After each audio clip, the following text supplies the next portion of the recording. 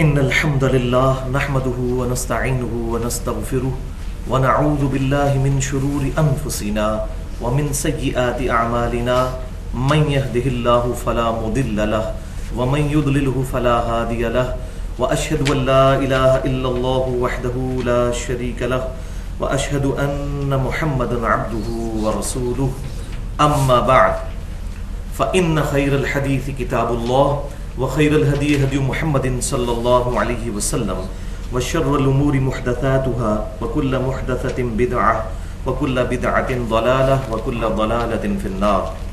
أعوذ بالله السميع العليم من الشيطان الرجيم من همزه ونفخه ونفثه. بسم الله الرحمن الرحيم. رب اشرح لي صدري ويسر لي أمري واحلل عقدة من لساني يفقهوا قولي. بسم الله الرحمن الرحيم. إن الله وملائكته يصلون على النبي يا أيها الذين آمنوا صلوا عليه وسلموا تسليما. اللهم صل على محمد وعلى آل محمد كما صليت على إبراهيم وعلى آل إبراهيم إنك حميد مجيد. اللهم بارك على محمد وعلى آل محمد كما باركت على إبراهيم وعلى آل إبراهيم إنك حميد مجيد. الحمدللہ آج 6 اپریل 2013 کو ہفتے کے دن قرآن کلاس نمبر 98 کے تحت انشاءاللہ تعالی سورۃ الانعام کی آیت نمبر 50 پر مزید گفتگو کریں گے.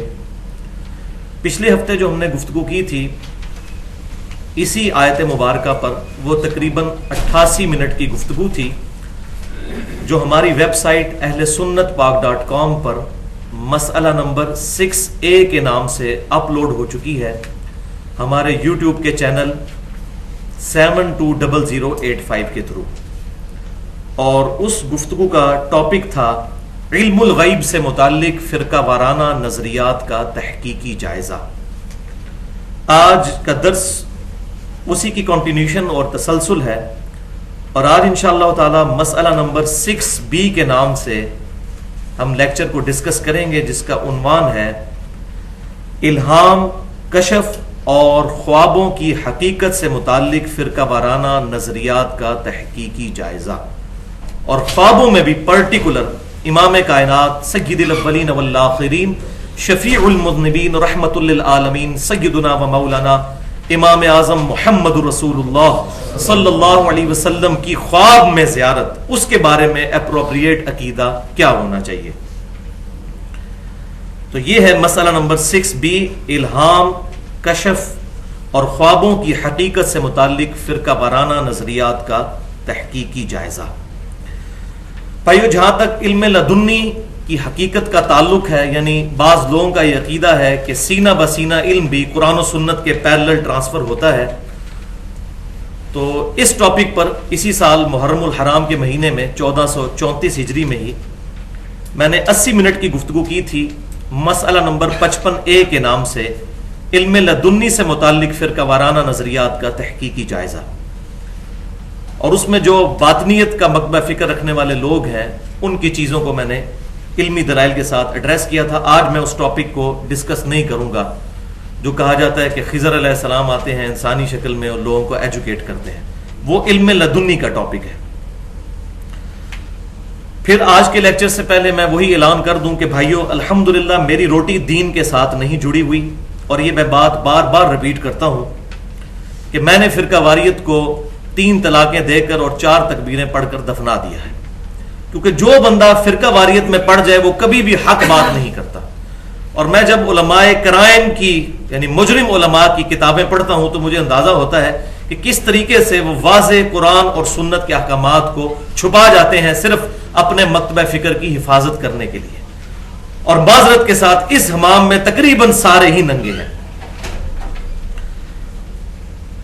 تو میرے لیے دعا کریں کہ اللہ تعالیٰ اس دن سے پہلے کہ جب معاذ اللہ استغفر اللہ میں اپنا ذریعہ معاش دین کو بناؤں، اس سے پہلے ہی اللہ تعالیٰ مجھے ایمان و عافیت کے ساتھ مدینہ شریف میں موت اور جنت البقیع میں مدفن عطا فرمائے، اور جنت الفردوس میں اپنے محبوب صلی اللہ علیہ وسلم کے قدموں میں جگہ عطا فرمائے. اور یہ تمام دعائیں ہمارے سب مسلمانوں کے حق میں قبول و منظور فرمائے. بھائیوں میں 31 سال تک بریلوی رہا، اس کے بعد کچھ عرصہ دیوبند کے ساتھ گزرا، پھر اہل حدیث کے ساتھ، پھر اہل تشیع کے ساتھ۔ اب بھی سب کے لیکچر سنتا ہوں، جس کی حق بات ہے قبول کر لیتا ہوں، اور جہاں پر کوئی غلطی دیکھتا ہوں تو پوائنٹ آؤٹ کرنے کی کوشش کرتا ہوں۔ اور ایک مسلمان کا ایٹیٹیوڈ یہی ہونا چاہیے کہ کسی بھی دوسرے کلمہ گو اہل قبلہ کی تکفیر کیے بغیر اس کی غلطی علمی طریقے سے اس پر واضح کی جائے۔ میرا جھگڑا صرف ان مجرم علماء کے ساتھ ہے جنہوں نے اپنے فرقے کی حفاظت کرتے ہوئے امت سے حق بات چھپائی اور لوگوں کو اپنی مرضی کی انٹرپریٹیشنز قرآن و سنت کی کر کے ان کا قبلہ خراب کر دیا، اور حتیٰ کہ خوابوں کو، اور یہاں تک کہ جو شیطانی خواب ان کو آتے ہیں ان کو عوام کے اندر پروپیگیٹ کر کے انہوں نے روٹی اور روزی کا سلسلہ چلایا ہوا ہے، وَلِعَوْذُ بِاللَّهِ تَعَالَى۔ آج کی گفتگو میں انشاءاللہ کل 11 آیات آئیں گی، مینلی جو ہے کراس ریفرنس کے طور پر۔ ان سے متعلق آپ کو ایک ایک پیج مل چکا ہے جس پہ وہ 11 کی 11 آیات پرنٹڈ فارم میں موجود ہیں۔ جہاں تک احادیث کا تعلق ہے تو آج جتنی بھی احادیث میں بیان کروں گا تمام کے ریفرنسز بتا دوں گا کہ یہ کون سی کتاب سے حدیث ہے، اور جو کریٹیکل حدیث ہوگی اس کا انٹرنیشنل نمبر بھی بتا دوں گا، جو علماء حرمین اور بیروت کی انٹرنیشنل نمبرنگ چل رہی ہے پوری دنیا میں، اور اسی کے مطابق مکتبۃ الشاملہ جو عربی سافٹ ویئر ہے اور عربی کتب جو ہیں چھپتی ہیں، اور پاکستان میں دارالسلام والے اسی انٹرنیشنل نمبرنگ کے اوپر احادیث کی کتابیں چھاپتے ہیں۔ اس کے باوجود اگر کسی کی کوئی کیوری ہو تو وہ لیکچر کے اینڈ میں مجھ سے پوچھ سکتا ہے، لیکن لیکچر کے دوران گفتگو کا ڈیکورم خراب نہیں کرنا چاہیے، بلکہ حق بات کو بڑی تسلی کے ساتھ سننا چاہیے۔ یہی ایک مسلمان کا ایٹیٹیوڈ ہے۔ اور میں اپنی ای میلز کا جواب بھی بڑا ریگولرلی دیتا ہوں، ہر ہفتے درجنوں اور بسا اوقات سینکڑوں ای میلز کا جواب دینا پڑتا ہے، اور میرا ای میل کا ایڈریس ہے mirza_95@yahoo.com۔ اس تمہیدی گفتگو کے بعد اب آج کے مرکزی ٹاپک کی طرف آتے ہیں جو 3 اہم ترین علمی پوائنٹس پر مشتمل ہے، اور ان 3 پوائنٹس کا اجمالی تعارف میں شروع میں ہی کروا دیتا ہوں تاکہ ہماری لیکچر میں دلچسپی قائم رہے۔ اور یہاں پر میں علا وجہ بصیرت یہ بات کر دوں کہ آج جو میں ٹاپک ایڈریس کرنے جا رہا ہوں، میرے علم کی حد تک آج تک کسی بھی شخص نے نہ اپنی تحریر میں اور نہ اپنی تقریر میں اس ٹاپک کو اس طریقے سے ایڈریس کیا ہے۔ الحمدللہ وہ آپ کو سننے کے بعد اندازہ بھی ہو جائے گا۔ اور یہ لیکچر تیسرے نمبر پہ ہے جس کے لیے مجھے بڑی جان لڑانی پڑی۔ پہلے نمبر پر وہ لیکچر جو میں نے محرم الحرام میں 2.25 گھنٹے کا لیکچر دیا تھا، حدیث قرطاس پر اور وسیع رسول کون ہے صلی اللہ علیہ وسلم، اور دوسرا رفع الیدین سے متعلق جو 2.25 گھنٹے کا میرا لیکچر تھا، رفع الیدین سے متعلق فرقہ وارانہ نظریات کا تحقیقی جائزہ۔ اور اب یہ تیسرے نمبر پر مشکل ترین جو لیکچر مجھے تیار کرتے وقت واقعی جان کھپانی پڑی، وہ یہ والا لیکچر ہے۔ اس لیکچر میں ہم 3 علمی پوائنٹس کے تحت 3 اصطلاحات کو ڈسکس کریں گے، 3 ٹرمنالوجیز کو۔ پوائنٹ نمبر 1 ہوگا الہام سے ریلیٹڈ، الہام کی تعریف کیا ہے اور قرآن و سنت میں اس کی مثالیں کون سی ہیں۔ پوائنٹ نمبر 2 کشف سے ریلیٹڈ ہوگا کہ کشف کا عقیدہ کیا ہے۔ یہ کشف لفظ ہے، کشف لفظ نہیں ہے، کاف کے اوپر زبر، شین کے اوپر زبر اور پھر فا پہ ساکن۔ تو کشف کے بارے میں عقیدہ کیا ہے کتاب و سنت کی روشنی میں۔ اور پوائنٹ نمبر 3 جو ہے وہ خوابوں سے متعلق، جسے عربی میں رؤیا کہتے ہیں، اور اس میں بھی پرٹیکولر خواب میں دیدار مصطفیٰ صلی اللہ علیہ وآلہ وسلم سے متعلق کیا عقیدہ ہونا چاہیے اور اس میں حق بات کیا ہے، وہ میں انشاءاللہ بیان کروں گا۔ اور اسی میں انشاءاللہ تعالی میں 5 خواب احادیث کی کتابوں سے بتاؤں گا کہ جو نبی صلی اللہ علیہ وسلم کی وفات کے بعد صحابہ نے، تابعین نے، تبا تابعین نے اور تبا تبا تابعین نے نبی صلی اللہ علیہ وسلم کو خواب میں دیکھا، اور الحمدللہ یہ حق ہے۔ تو پہلی اصطلاح کی طرف آتے ہیں، ایک دفعہ دروشی پڑھ لیجئے۔ اللہم صلی علی محمد وعلی آل محمد کما صلیت علی ابراہیم وعلی آل ابراہیم انک حمید مجید۔ اللہم بارک علی محمد وعلی آل محمد کما بارکت علی ابراہیم وعلی آل ابراہیم انک حمید مجید۔ پہلی اصطلاح ہے الہام۔ تو بھائیو، عربی ڈکشنری القاموس کے مطابق الہام سے مراد وہ بات ہے جو اللہ تعالیٰ انسان کے دل میں اتار دیتا ہے، اور اس کے ذریعے اللہ تبارک و تعالی انسانوں کو رہنمائی عطا کرتا ہے، کسی چیز کی ٹرو انڈرسٹینڈنگ عطا فرماتا ہے، سمجھ بوجھ، اور پھر انسان کا دل اس بات پر مطمئن ہو جاتا ہے. یہ ہے الہام. اس کے لیے قرآن و سنت میں مختلف الفاظ آئے ہیں. الہام کا لفظ بھی آیا، القاء کا لفظ بھی آیا، شرح صدر کا لفظ بھی آیا، سینے کا کھل جانا، ٹرو انڈرسٹینڈنگ. اور بسا اوقات لغت کے معنوں میں وحی کا لفظ بھی استعمال ہوا ہے الہام کے لیے، لغت کے معنوں میں. اصطلاح کے معنوں میں وحی صرف پیغمبروں پر آتی ہے، لغت کے معنوں میں. تو اب اپنا جو پیج ہے قرآن پاک کے ریفرنسز والا وہ نکال لیجئے. اس میں پہلی 5 آیات جو ہیں وہ اسی سے ریلیٹڈ ہیں، الہام سے متعلق. اعوذ باللہ من الشیطان الرجیم، بسم اللہ الرحمن الرحیم. پہلی آیت مبارکہ ہے سورہ الشمس پارہ نمبر 30 کی آیت نمبر 8. انسانی نفس کا ذکر کرتے ہوئے اس کانٹیکسٹ میں اللہ تعالیٰ ارشاد فرماتا ہے فَأَلْهَمَهَا فُجُورَهَا وَتَقْوَاهَا، پس ہم نے اس نفس میں برائی کا بھی مادہ رکھ دیا اور اس کا سینس بھی رکھ دیا، وَتَقْوَاهَا، اور ڈرنے کی صلاحیت بھی رکھ دی، یعنی برائی سے بچنے کی، یعنی نیکی اور خیر اور بھلائی بھی نفس میں ودیت کر دیا گیا ہے. یہ جبلی طور پر جس کو ہم کہتے ہیں نیچرل انسٹنکٹ جو ہے انسان کی جبلی ہدایت، وہ ہر نفس کو دے دی گئی ہے. ہر انسان جھوٹ بولنے کو برا سمجھتا ہے اور سچ بولنے کو اچھا، چاہے اس تک وحی کی تعلیمات نہ بھی پہنچی ہوں تب بھی. یہ ہماری جبلت میں ہے. ظلم کرنے کو برا سمجھتا ہے اور کسی کے ساتھ بھلائی کرنے کو اچھا سمجھتا ہے، یہ ہماری جبلت میں داخل.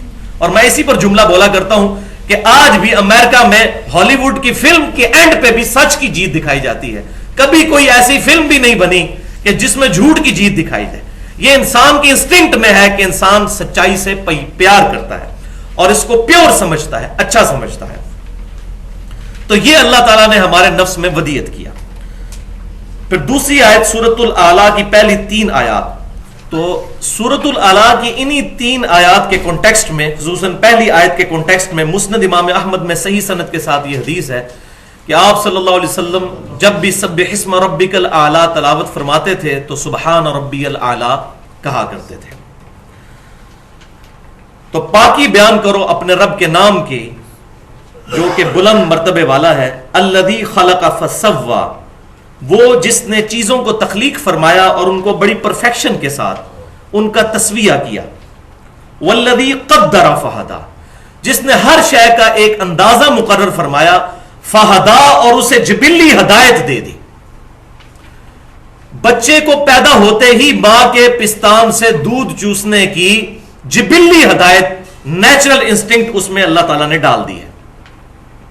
اسی طریقے سے بکری کے اندر یہ جبلی ہدایت موجود ہے. اس کے سامنے آپ جتنا مرضی فریش قیمہ ڈال دیں وہ اس کی طرف تھوکے گی بھی نہیں، گھاس کی طرف اٹریکٹ ہوگی. یہ اس کی جبلی ہدایت ہے. شیر کے سامنے آپ جتنی پیاری سبزیاں لا کے رکھ دیں وہ کبھی بھی اس کی طرف نہیں دیکھے گا، وہ گوشت کی طرف جائے گا. تو یہ ساری کی ساری چیزیں اللہ تعالیٰ نے ہر مخلوق میں ودیت کی ہیں. والذی قدر فہدی. تیسری آیت ایک پرٹیکولر الہام، ایک خاص جانور کا اللہ تعالیٰ نے ذکر کیا.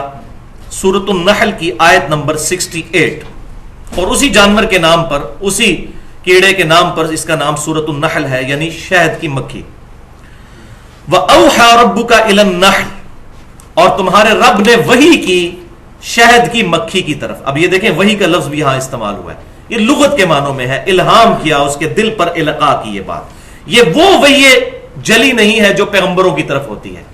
وحی عربی زبان میں کہتے ہیں خفیہ طریقے سے کسی کو بات بتا دینا. تو تمہارے رب نے وحی کی یعنی الہام کیا الی النحل، شہد کی مکھی کی طرف. ان اتخذی من الجبال بیوتا، کہ تو گھر بنا پہاڑوں کے اندر. ومن الشجر، اور درختوں میں. وَمِمَّا يَعْرِشُونَ، اور جتنی بھی بلند چیزیں ہیں، جتنی بھی چھتیں ہیں، جتنی بھی اونچی بیلیں ہیں، ان میں تو گھر بنا. اب پرٹیکولر ایک اور ہدایت کا ذکر آ رہا ہے اگلی آیت میں، ریفرنس نمبر 4 جو آپ کے پیج پہ ہے، سورہ الزمر کی آیت نمبر ہے 22. افمن شرح اللہ صدرہ للاسلام، بھلا وہ شخص کہ جس کا سینہ اللہ نے کھول دیا ہو اسلام کے لیے، کہ وہ اسلام کی حقانیت کو پہچان چکا ہو، فہو علی نور من ربہ، اور وہ اپنے رب کی طرف سے نور ہدایت پر بھی ہو. اور اس میں اب بٹوین دا ورڈز بات محذوف کر دی گئی. یہ سورت کا سٹائل ہے کہ کیا وہ شخص اچھا ہے یا وہ جس کا آگے ذکر آ رہا ہے. فویل للقاسیۃ قلوبہم، تو ہلاکت ہے دل کی سختی جن لوگوں کے اندر موجود ہے ان کے لیے. قلوبہم من ذکر اللہ، اللہ کے ذکر کے بارے میں جن کے دل سخت ہو چکے ہیں. اولئک فی ضلال مبین، اور یہی لوگ کھلی گمراہی میں ہیں. تو وہ شخص جس کا سینہ اللہ نے اسلام کی حقانیت کے لیے کھول دیا وہ اچھا ہے اور اپنے رب کی طرف سے جو نور پر ہے، یا وہ شخص کہ جس کا دل جو ہے وہ سخت ہو چکا ہے اور وہ حق بات قبول کرنے والا نہیں ہے. تو یہ پرٹیکولر ہدایت کا ذکر ہے کہ جو بندہ ایفرٹ کر کے اللہ تعالیٰ تک پہنچنے کی کوشش کرے تو اللہ تعالیٰ اس کو اسلام کی دولت سے مشرف فرما دے. اور اسی کا ذکر ہے آگے جو ریفرنس نمبر 5 ہے، جو سیدنا موسیٰ علیہ السلام کی دعا ہے، سورہ طٰہٰ کی آیت نمبر 25. قال رب اشرح لی صدری ویسر لی امری واحلل عقدۃ من لسانی یفقہوا قولی. اور سٹارٹ اسی بات سے ہو رہا ہے، اے رب میرا سینہ کھول دے. یہ وہی چیز ہے، شرح اللہ صدرہ للاسلام، اس معاملے میں مجھے بہترین فہم عطا فرما. اور نبی صلی اللہ علیہ وسلم کو تو اللہ تعالیٰ نے یہ انعام خود ہی عطا فرما دیا، الم نشرح لک صدرک. اے محبوب صلی اللہ علیہ وسلم، ہم نے آپ کے لیے شرح صدر نہیں فرما دیا کیا؟ تو یہ شرح صدر کو ہم اللہ تعالیٰ کی طرف سے خاص سمجھ بوجھ کہتے ہیں. اس کے لیے اگر کوئی الہام کا لفظ بولتا ہے شرح صدر کے لیے تو علم الکلام کی لینگویج میں درست ہے، کوئی حرج نہیں ہے. لیکن اس کے لیے جو پرٹیکولر اپروپریٹ ورڈ ہے وہ شرح صدر. الہام، وہ جبلی الہام تو ہم الہام سب کے لیے بول سکتے ہیں، جو شہد کی مکھی کے لیے آیا اور یہ باقی چیزیں جو میں نے مثالیں دی شیر کی اور بکری کی. تو شرح صدر ٹرو انڈرسٹینڈنگ کو حدیث شریف میں تفقہ فی الدین بھی کہا گیا ہے. صحیح بخاری اور صحیح مسلم کی متفق علیہ حدیث ہے، اور صحیح بخاری کے کتاب العلم چیپٹر میں انٹرنیشنل نمبرنگ کے مطابق 71 نمبر حدیث ہے کہ امام کائنات صلی اللہ علیہ وسلم نے فرمایا، اللہ تعالیٰ جس کے ساتھ بھلائی کا ارادہ فرماتا ہے اسے دین کی فقہ عطا فرما دیتا ہے. دین کی ٹرو انڈرسٹینڈنگ، یہ وہ فقہ حنفی فقہ شافی نہیں ہے، دین کی ٹرو انڈرسٹینڈنگ اس کو فقہ عطا فرما دیتا ہے. اور پھر ساتھ ہی آپ صلی اللہ علیہ وسلم نے فرمایا، انما انا قاسم واللہ یعطی، بے شک میں تقسیم کرنے والا ہوں اور عطا فرمانے والا اللہ ہے. تو یہ کس کانٹیکسٹ میں بات ہو رہی ہے؟ علم دین. یہ ایک ٹکڑا اٹھایا ہوا ہے بعض لوگوں نے اور وہ کہتے ہیں جی سب کچھ نبی صلی اللہ علیہ وسلم تقسیم کر رہے ہیں دنیا میں. تو یہ پوری حدیث نہیں پڑھتے. وہ حدیث یہ ہے کہ میں دین اللہ سے سیکھتا ہوں، اللہ مجھے دین سکھاتا ہے، میں تقسیم کرنے والا ہوں. یہ دین کے کانٹیکسٹ میں. اس کی کئی ایک مثالیں احادیث کے اندر موجود ہیں، زبانی مجھے درجنوں مثالیں یاد ہیں صرف صحیح بخاری اور صحیح مسلم سے. لیکن یہاں پر میں ایک نمائندہ مثال دوں گا. صحیح بخاری اور صحیح مسلم کی متفق علیہ حدیث ہے.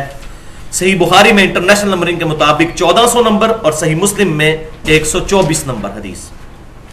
منکرین زکوٰۃ اور مرتدین کے کانٹیکسٹ میں یہ حدیث ہے صحیح بخاری اور صحیح مسلم میں کہ امام کائنات صلی اللہ علیہ وسلم کے بعد جب سیدنا ابوبکر صدیق خلیفہ اول بنے رضی اللہ تعالی عنہ، تو ان کے زمانے میں کچھ قبائل مرتد ہو گئے، اسلام سے پھر گئے، اور بعض نے زکوٰۃ کی فرضیت تک کا انکار کر دیا. تو سیدنا ابوبکر صدیق رضی اللہ تعالیٰ عنہ نے صحابہ کو اس پر کنونس کیا کہ ہم ان کے خلاف قتال کریں گے یہاں تک کہ یہ اسلام میں داخل ہو جائیں. تو سیدنا عمر نے کہا کہ اے ابوبکر رضی اللہ تعالیٰ عنہ، آپ کیسے ان کے خلاف قتال کر سکتے ہیں جبکہ یہ کلمہ گو ہیں، اور ہم نے نبی صلی اللہ علیہ وسلم سے یہ بات سنی ہے کہ اللہ تبارک و تعالی نے اس شخص کو ہماری تلوار سے محفوظ کر دیا ہے جس نے لا الہ الا اللہ کی گواہی دی اور اسلام کے حق میں وہ داخل ہو گیا. تو یہ زکات ہی نہیں دیتے نا, باقی سارے کام تو کر رہے ہیں, زکات کے منکر ہیں, حق اسلام پر تو ہے. تو سیدنا ابوبکر صدیق رضی اللہ تعالیٰ عنہ نے بڑا پیارا جواب ارشاد فرمایا. انہوں نے کہا اے عمر, یہ حق کے مال کے منکر ہو چکے ہیں, وہ بھی اللہ ہی نے مقرر کیا ہے, وہ بھی اسلام کا حق ہے. جو کوئی زکات اور نماز کی فرضیت میں فرق کرے گا میں اس کے خلاف قتال کروں گا.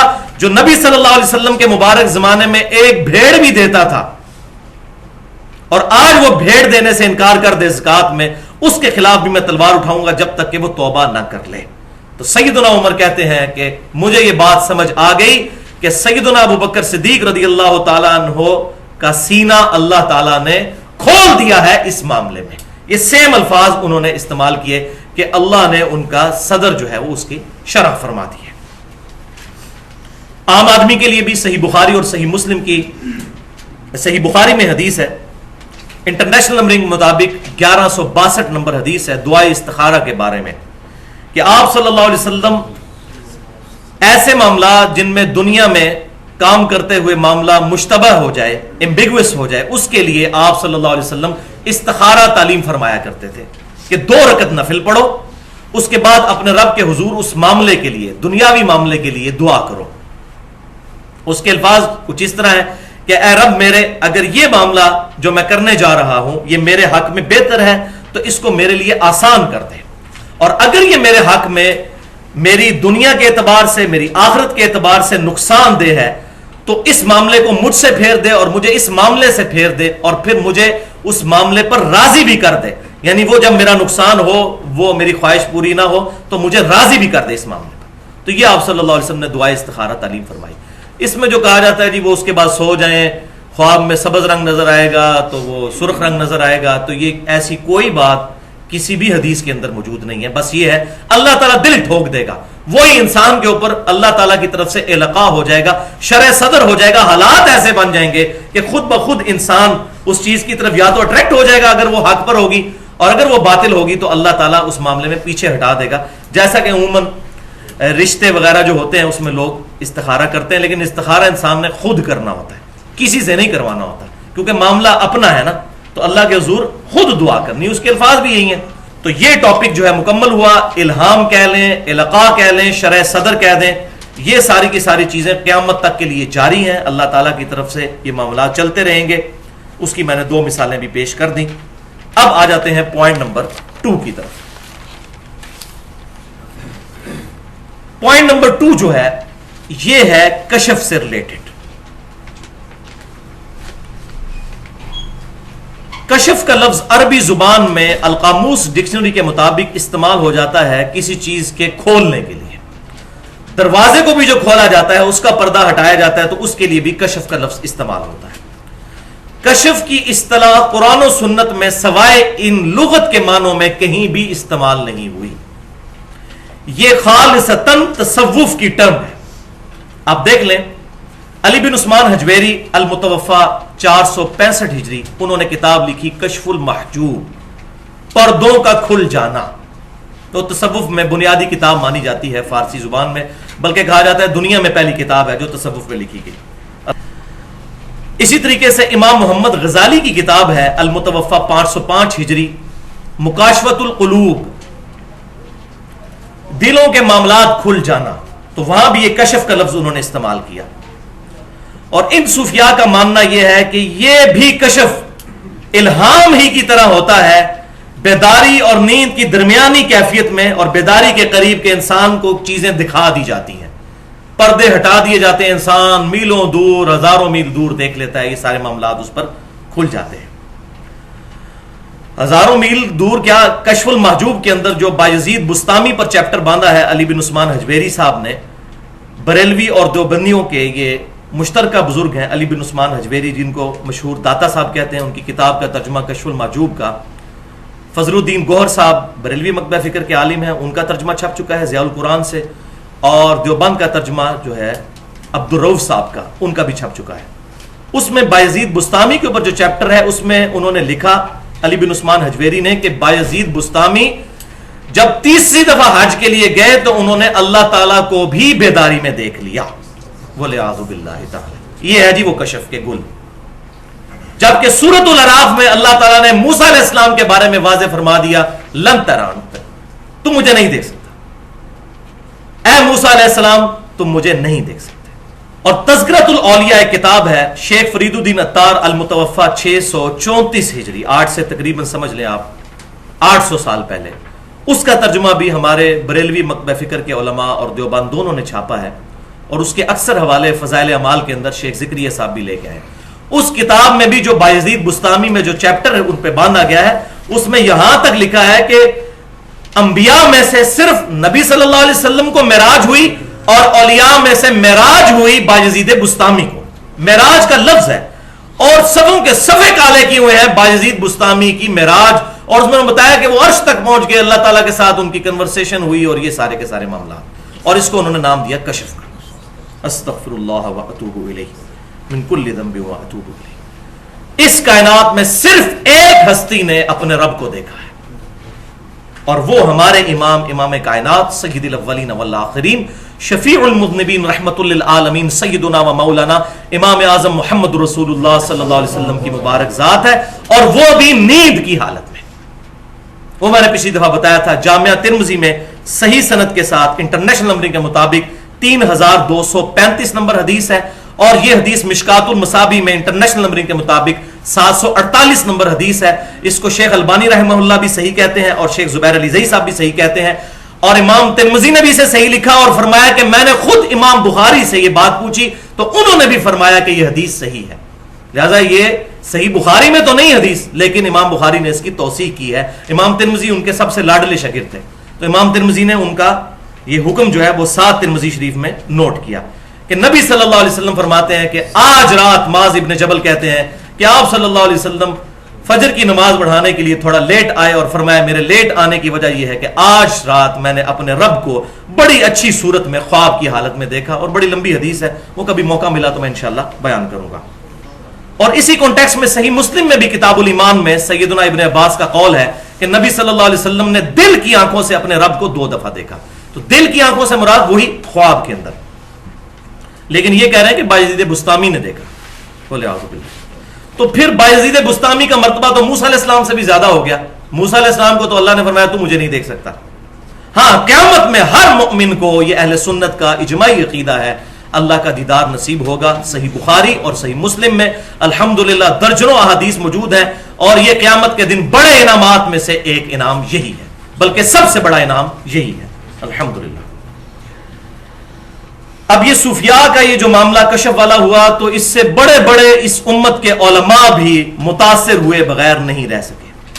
حتیٰ کہ مجھے حیرانگی ہوتی ہے کہ امام ابن تیمیہ جیسی شخصیت جنہوں نے پوری زندگی تصوف کے رد میں گزاری، یہاں پر آ کر وہ بھی بڑی برے طریقے سے پھنس گئے. اور ان کا جو مجموعہ الفتاوی ہے اس کی 11ویں جلد، وہ پورے کی پوری جلد جو ہے اس میں ایک پورا چیپٹر ہے جو سینکڑوں صفات پر مشتمل ہے. اس کا نام ہی ہے اولیاء اللہ کے کشف کا بیان. اس کا رد نہیں کیا انہوں نے، اس کو ایکسپلین کیا ہے کہ یہ کشف حق ہوتا ہے. میں پیج نمبر بتا دیتا ہوں انٹرنیشنل نمبرنگ کے مطابق جو مکتبۃ الشاملہ میں موجود ہے. پیج نمبر 638، پیج نمبر 65 اور پیج نمبر 205، جلد 11 مجموعہ الفتاوی امام ابن تیمیہ کا. اس میں وہ لکھتے ہیں کہ بعض اللہ کے بندے ایسے ہیں کہ وہ کشف میں وہ مناظر دیکھ لیتے ہیں جو عام آدمی خواب میں دیکھتا ہے. وہی بات بیداری میں دیکھ لیا. پھر وہ لکھتے ہیں کہ اولیاء اللہ کا جو کشف ہے وہ ثابت ہے. ثابت سے مراد وہ واقعہ ثابت ہے، قرآن و حدیث سے تو وہ بھی نہیں ثابت کر سکے. اور جن چیزوں کو انہوں نے کشف ثابت کرنے کی کوشش کی وہ بالکل قرآن و سنت کی غلط انٹرپریٹیشن انہوں نے کی ہے، وہ میں آج رد بھی کروں گا. اور پھر لکھا کہ اولیاء اللہ کشف کے ذریعے لوگوں کے انجام معلوم کر لیتے ہیں کہ کون جنت میں ہے اور کون دوزخ میں. وَلِعَاذُ بِاللَّهِ. یہ تو صحابہ اکرام 4 فٹ نیچے نہیں دیکھ سکتے تھے. صحیح بخاری اور مسلم کی متفق علیہ حدیث ہے کہ آپ صلی اللہ علیہ وسلم 2 قبر والوں کے پاس رک گئے. صحابہ نے کہا یا رسول اللہ کیا ہوا؟ فرمایا ان کو عذاب ہو رہا ہے. صحابہ کو تو نظر نہیں آیا. پھر آپ صلی اللہ علیہ وسلم نے ایک ٹہنی توڑ کر ان کی قبروں پر لگائی 2 حصے کر کے. فرمایا ایک پیشاب کے چھینٹوں سے نہیں بچتا تھا، دوسرا چغلی کھایا کرتا تھا. جب تک یہ ٹہنیاں جو ہیں ہری رہیں گی اللہ تعالیٰ ان کے عذاب میں تخفیف فرماتا رہے گا.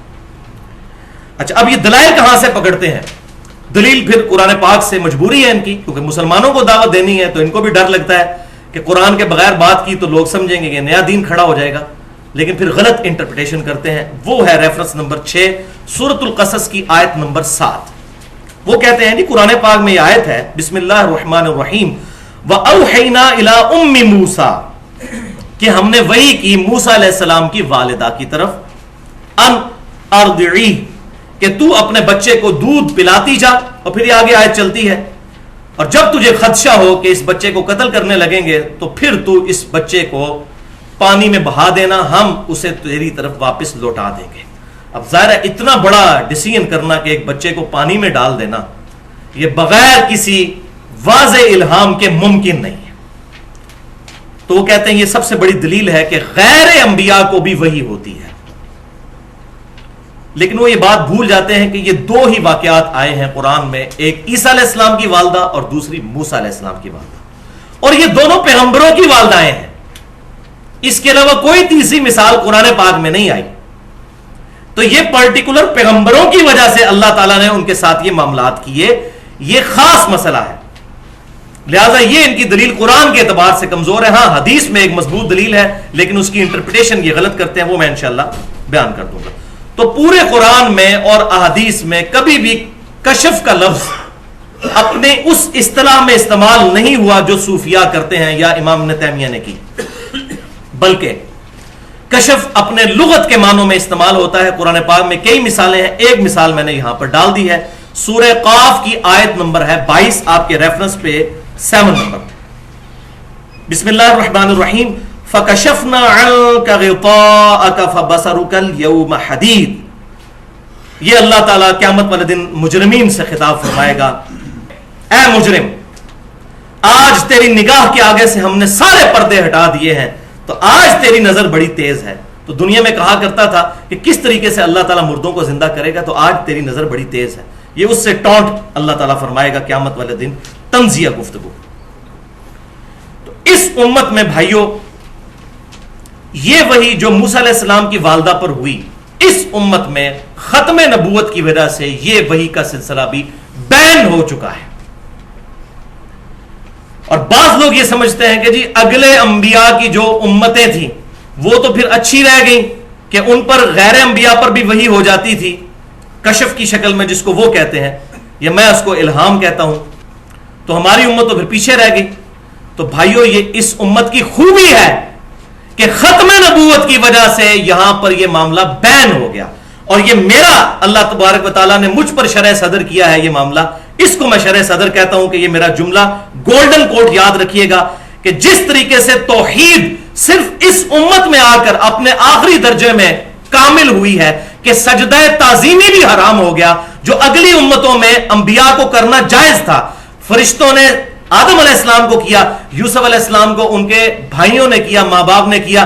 اگلی امتوں میں سجدہ تعظیمی جائز تھا، اس امت میں حرام کر کے اللہ تبارک و تعالیٰ نے توحید کو جس طریقے سے کامل کیا، بالکل اس طریقے سے اگلی امتوں میں غیر انبیاء پر بھی الہام ہو جایا کرتا تھا، وحی خفی ہو جایا کرتی تھی.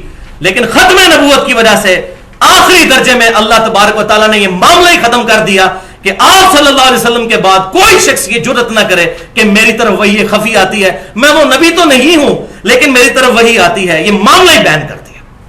یہ ہے شرح صدر جو اللہ تعالیٰ نے مجھ پر کیا ہے الحمدللہ. اور سورۃ الاحزاب کی آیت نمبر 40 بسم اللہ الرحمن الرحیم ما کان محمد ابا احد من رجالکم ولکن رسول اللہ وخاتم النبیین وکان اللہ بکل شیء علیما. اور محمد صلی اللہ علیہ وسلم تو تم مردوں میں سے کسی کے باپ نہیں بلکہ وہ تو اللہ کے رسول ہیں اور خاتم النبیین ہیں، خاتم بھی ہیں اور خاتم بھی ہیں، اور اللہ تعالیٰ کو ہر شے کا علم ہے. یہ خاتم اور خاتم کی بحث جو قادیانی کرتے ہیں، آج موقع نہیں، اس پہ میرا پورا لیکچر ہے تقریباً 35 سے 40 منٹ کا، مسئلہ نمبر 40 کے نام سے اہل سنت پاک.com پر.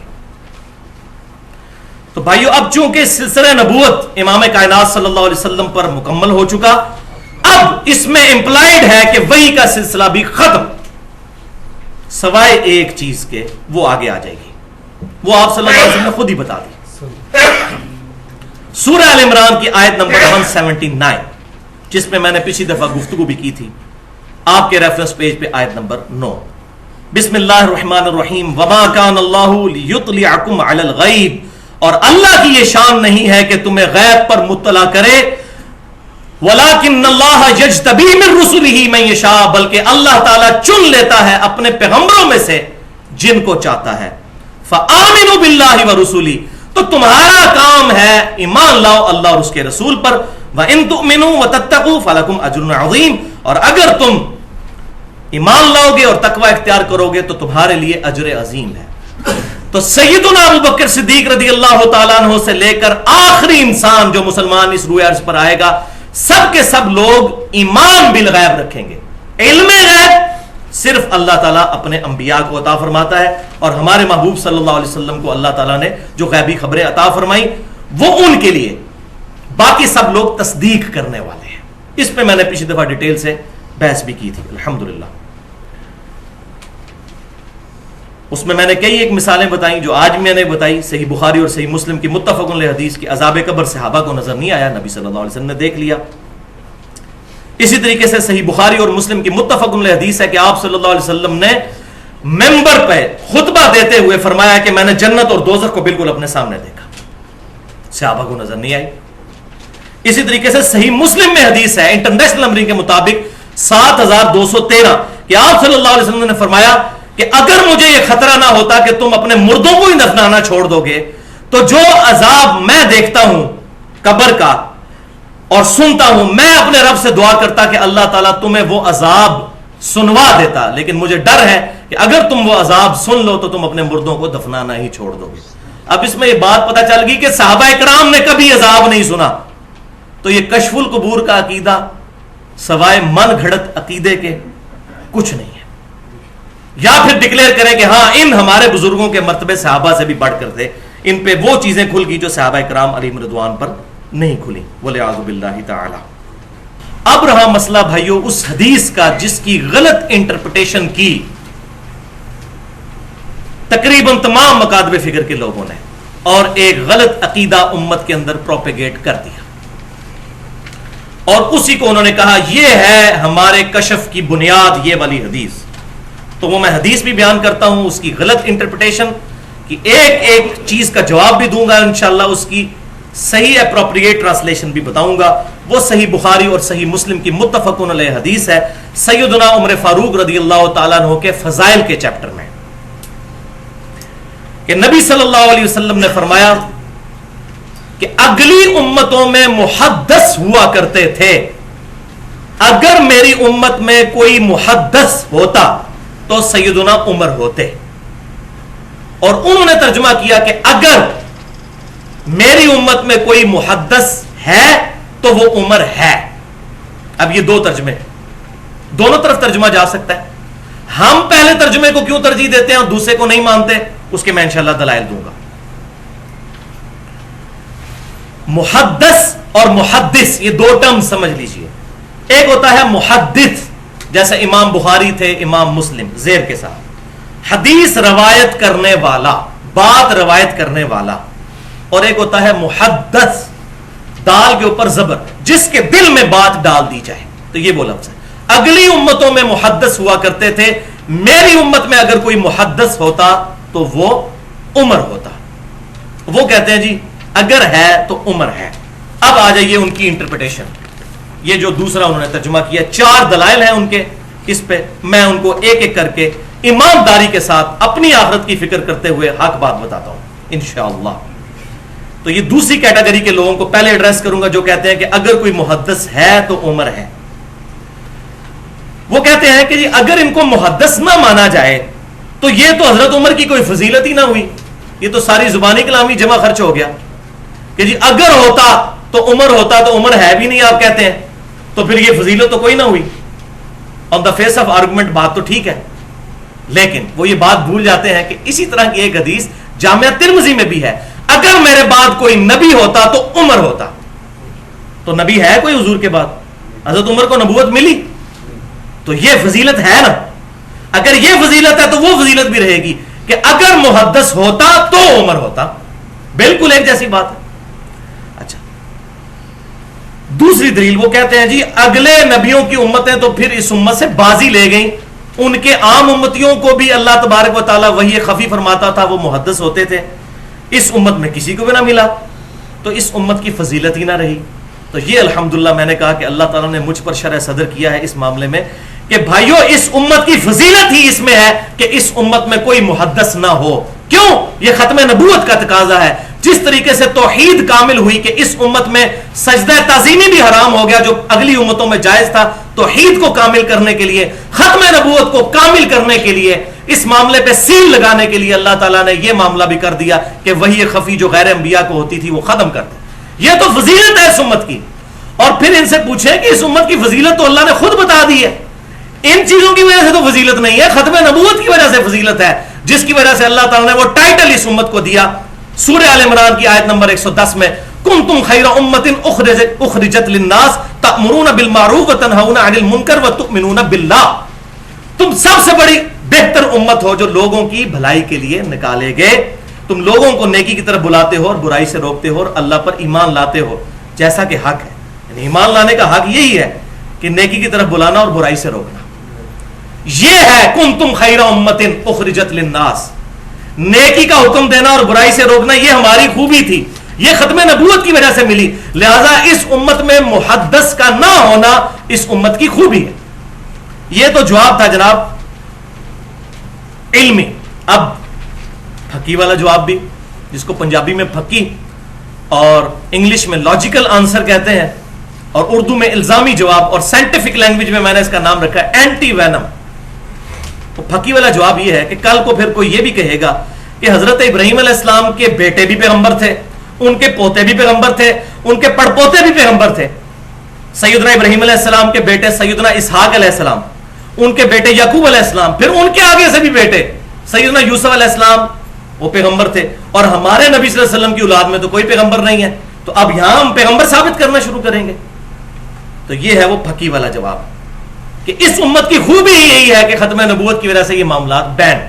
الحمدللہ.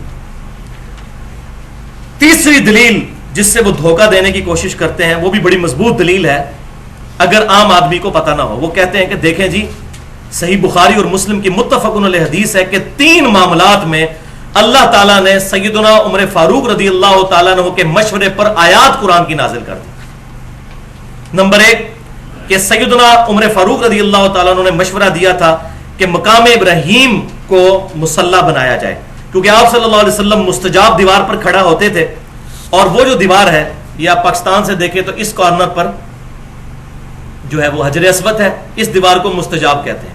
یہاں پر حتیم ہے, یعنی حتیم کے اپوزٹ ہے مستجاب. تو یہاں آپ صلی اللہ علیہ وسلم نماز پڑھتے تھے, اس کا فائدہ یہ ہوتا تھا کہ دونوں قبلوں کی طرف منہ ہو جاتا تھا. تو سیدنا عمر نے مشورہ دیا کہ یا رسول اللہ آپ یہاں پر مقام ابراہیم پر پڑھیں تاکہ وہ دوسرے قبلے والا معاملہ الگ رہ جائے اور پرٹیکولر خانہ کعبہ شریف کی پرائورٹی ثابت ہو. تو اس پر آیت نازل ہوگی سورۃ البقرہ میں وَاتَّخِذُوا مِن مَّقَامِ إِبْرَاهِيمَ مُصَلًّى. ایک یہ چیز. دوسرا سیدنا عمر نے مشورہ دیا تھا کہ عورتوں کو پردے کا حکم دے, اس پہ آیات نازل ہوئی سورۃ الاحزاب میں سورہ نور کے اندر. اور تیسرا غزوہ بدر کے قیدیوں کے معاملے میں سیدنا عمر فاروق رضی اللہ تعالیٰ عنہ کا جو مشورہ تھا اسی کی توثیق اللہ تعالیٰ نے قرآن پاک میں نازل فرمائی. تو کہتے ہیں دیکھیں جی سیدنا عمر کو یہ کشف ہو گیا تھا. قرآن اور حدیث میں کوئی دکھا دے کسی ضعیف روایت میں کہ انہوں نے کہا کہ مجھے کشف ہوا ہے, ان کے اپنے الفاظ بخاری اور مسلم میں اسی حدیث میں ہے. وہ کہتے ہیں میں نے 3 کاموں میں اپنے رب کی موافقت کی, میں نے اپنے رب کی موافقت کی. تو یہ شرح صدر ہوا, ان کا ایکسپرٹ اوپینین تھا کہ یہ ان کے مشورے تھے وہ مان لی, اور کئی مشورے نہیں بھی مانے گئے. ایسا نہیں ہے کہ ہر مشورہ ہی مانا گیا ہے. صلح حدیبیہ کے موقع پر بخاری اور مسلم میں حدیث آتی ہے کہ سیدنا عمر راضی نہیں تھے اس صلح کے اوپر اور بڑی سختی سے مخالفت کی, اور ان سے تھوڑی سی گستاخی بھی ہو گئی جس پہ وہ بعد میں روتے تھے. وہاں حضور نے ان کی بات نہیں مانی, اور بعد میں پتا چلا کہ حضرت عمر کا مشورہ 100% غلط تھا, بلکہ الٹا اس سے اسلام کو نقصان ہو جانا تھا. وہ حضور نے نہیں مانا. تو یہ سیدنا عمر کے الفاظ ہیں کہ اللہ تعالیٰ کی میں نے موافقت کی, میرے مشورے تھے, اللہ تعالیٰ نے اس کو انڈورس کر. کشف کا لفظ کہیں نہیں آیا, الہام کا لفظ بھی اس میں نہیں آیا. چوتھی دلیل اس کانٹیکسٹ میں بڑی مشہور حدیث پیش کرتے ہیں دلائل النبوہ امام بہیقی کی کتاب سے، او جی سیدنا عمر نے سینکڑوں میل دور اپنے ایک جرنیل ساریہ کو دیکھ لیا تھا ممبر پر اور کہا تھا یا ساریۃ الجبل، اے ساریہ پہاڑ کی طرف متوجہ ہو، تو ان کو کشف ہو گیا تھا، اتنی دور انہوں نے دیکھ لیا. اور اپنی اجتہادی غلطی کی وجہ سے، منہج کی خرابی کی وجہ سے جو حدیث پہ حکم لگانے کا ہے، شیخ البانی نے بھی اس روایت کو حسن کہا، حالانکہ یہ پکی ٹھکی ضعیف روایت ہے. اس حدیث میں محمد بن اجلان ایک راوی ہیں، وہ مدلس ہیں اور ان سے روایت کر رہے ہیں، اور صحیح مسلم یہ پیٹ رول موجود ہے کہ مدلس کی ان والی روایت ضعیف ہوتی ہے جب تک وہ بتا نہ دے کہ اس نے یہ حدیث کس سے سنی ہے. سما کی تصریح کوئی ثابت نہیں ہے. اور اگر کوئی کہتا ہے جی میں نے اس اصول کو نہیں ماننا، تو اس اصول پہ پھر میں ایک حدیث بتاتا ہوں جو اکثر بتایا کرتا ہوں، آج پھر بتاؤں، کیونکہ اس کے بغیر، اس اینٹی وینم کے بغیر، اس پھکی کے بغیر اور اس لاجیکل آنسر کے بغیر، الزامی جواب کے بغیر بات سمجھ نہیں آتی. کوئی کہتا ہے اگر میں مدلس کی ان والی روایت کو ضعیف نہیں مانتا تو پھر یہ روایت جو مسند امام احمد میں بھی موجود ہے، مشکات المصابیح میں انٹرنیشنل نمبرنگ کے مطابق 4902 نمبر حدیث ہے، مفاخرت اور عصبیت کے بیان میں آپ صلی اللہ علیہ وسلم کی حدیث ہے جو لکھی ہوئی ہے، ویسے ثابت نہیں ہے. وہ الفاظ کیا ہے کہ فرمایا کہ جو شخص اپنے جاہلی نسب پر فخر کرے اسے کہو کہ اپنے باپ کا عضو تناسل کاٹ کے اپنے منہ میں رکھ لو، اور یہ بات اس سے کنائے سے نہ کرو، ڈائریکٹ کہو کہ اپنے باپ کی شرم کا کاٹ کے اپنے منہ میں رکھ لے کہ تو اپنے باپ کے نسب پہ فخر کرتا ہے. یہ نبی صلی اللہ علیہ وسلم کی طرف منسوب مسند امام احمد میں. تو آپ مان سکتے ہیں کہ حضور ایسی بات کریں؟ آپ صلی اللہ علیہ وسلم وَإِنَّكَ لَعَلَىٰ خُلُقٍ عَظِيمٍ، اخلاق کے بلند ترین درجے پر فائز. اور بخاری اور مسلم کی متفق علیہ حدیث کہ آپ صلی اللہ علیہ وسلم میں کنواری لڑکیوں سے زیادہ شرم و حیا موجود تھی. آپ کیسے ہی بات کر سکتے تھے؟ ہو ہی نہیں سکتا.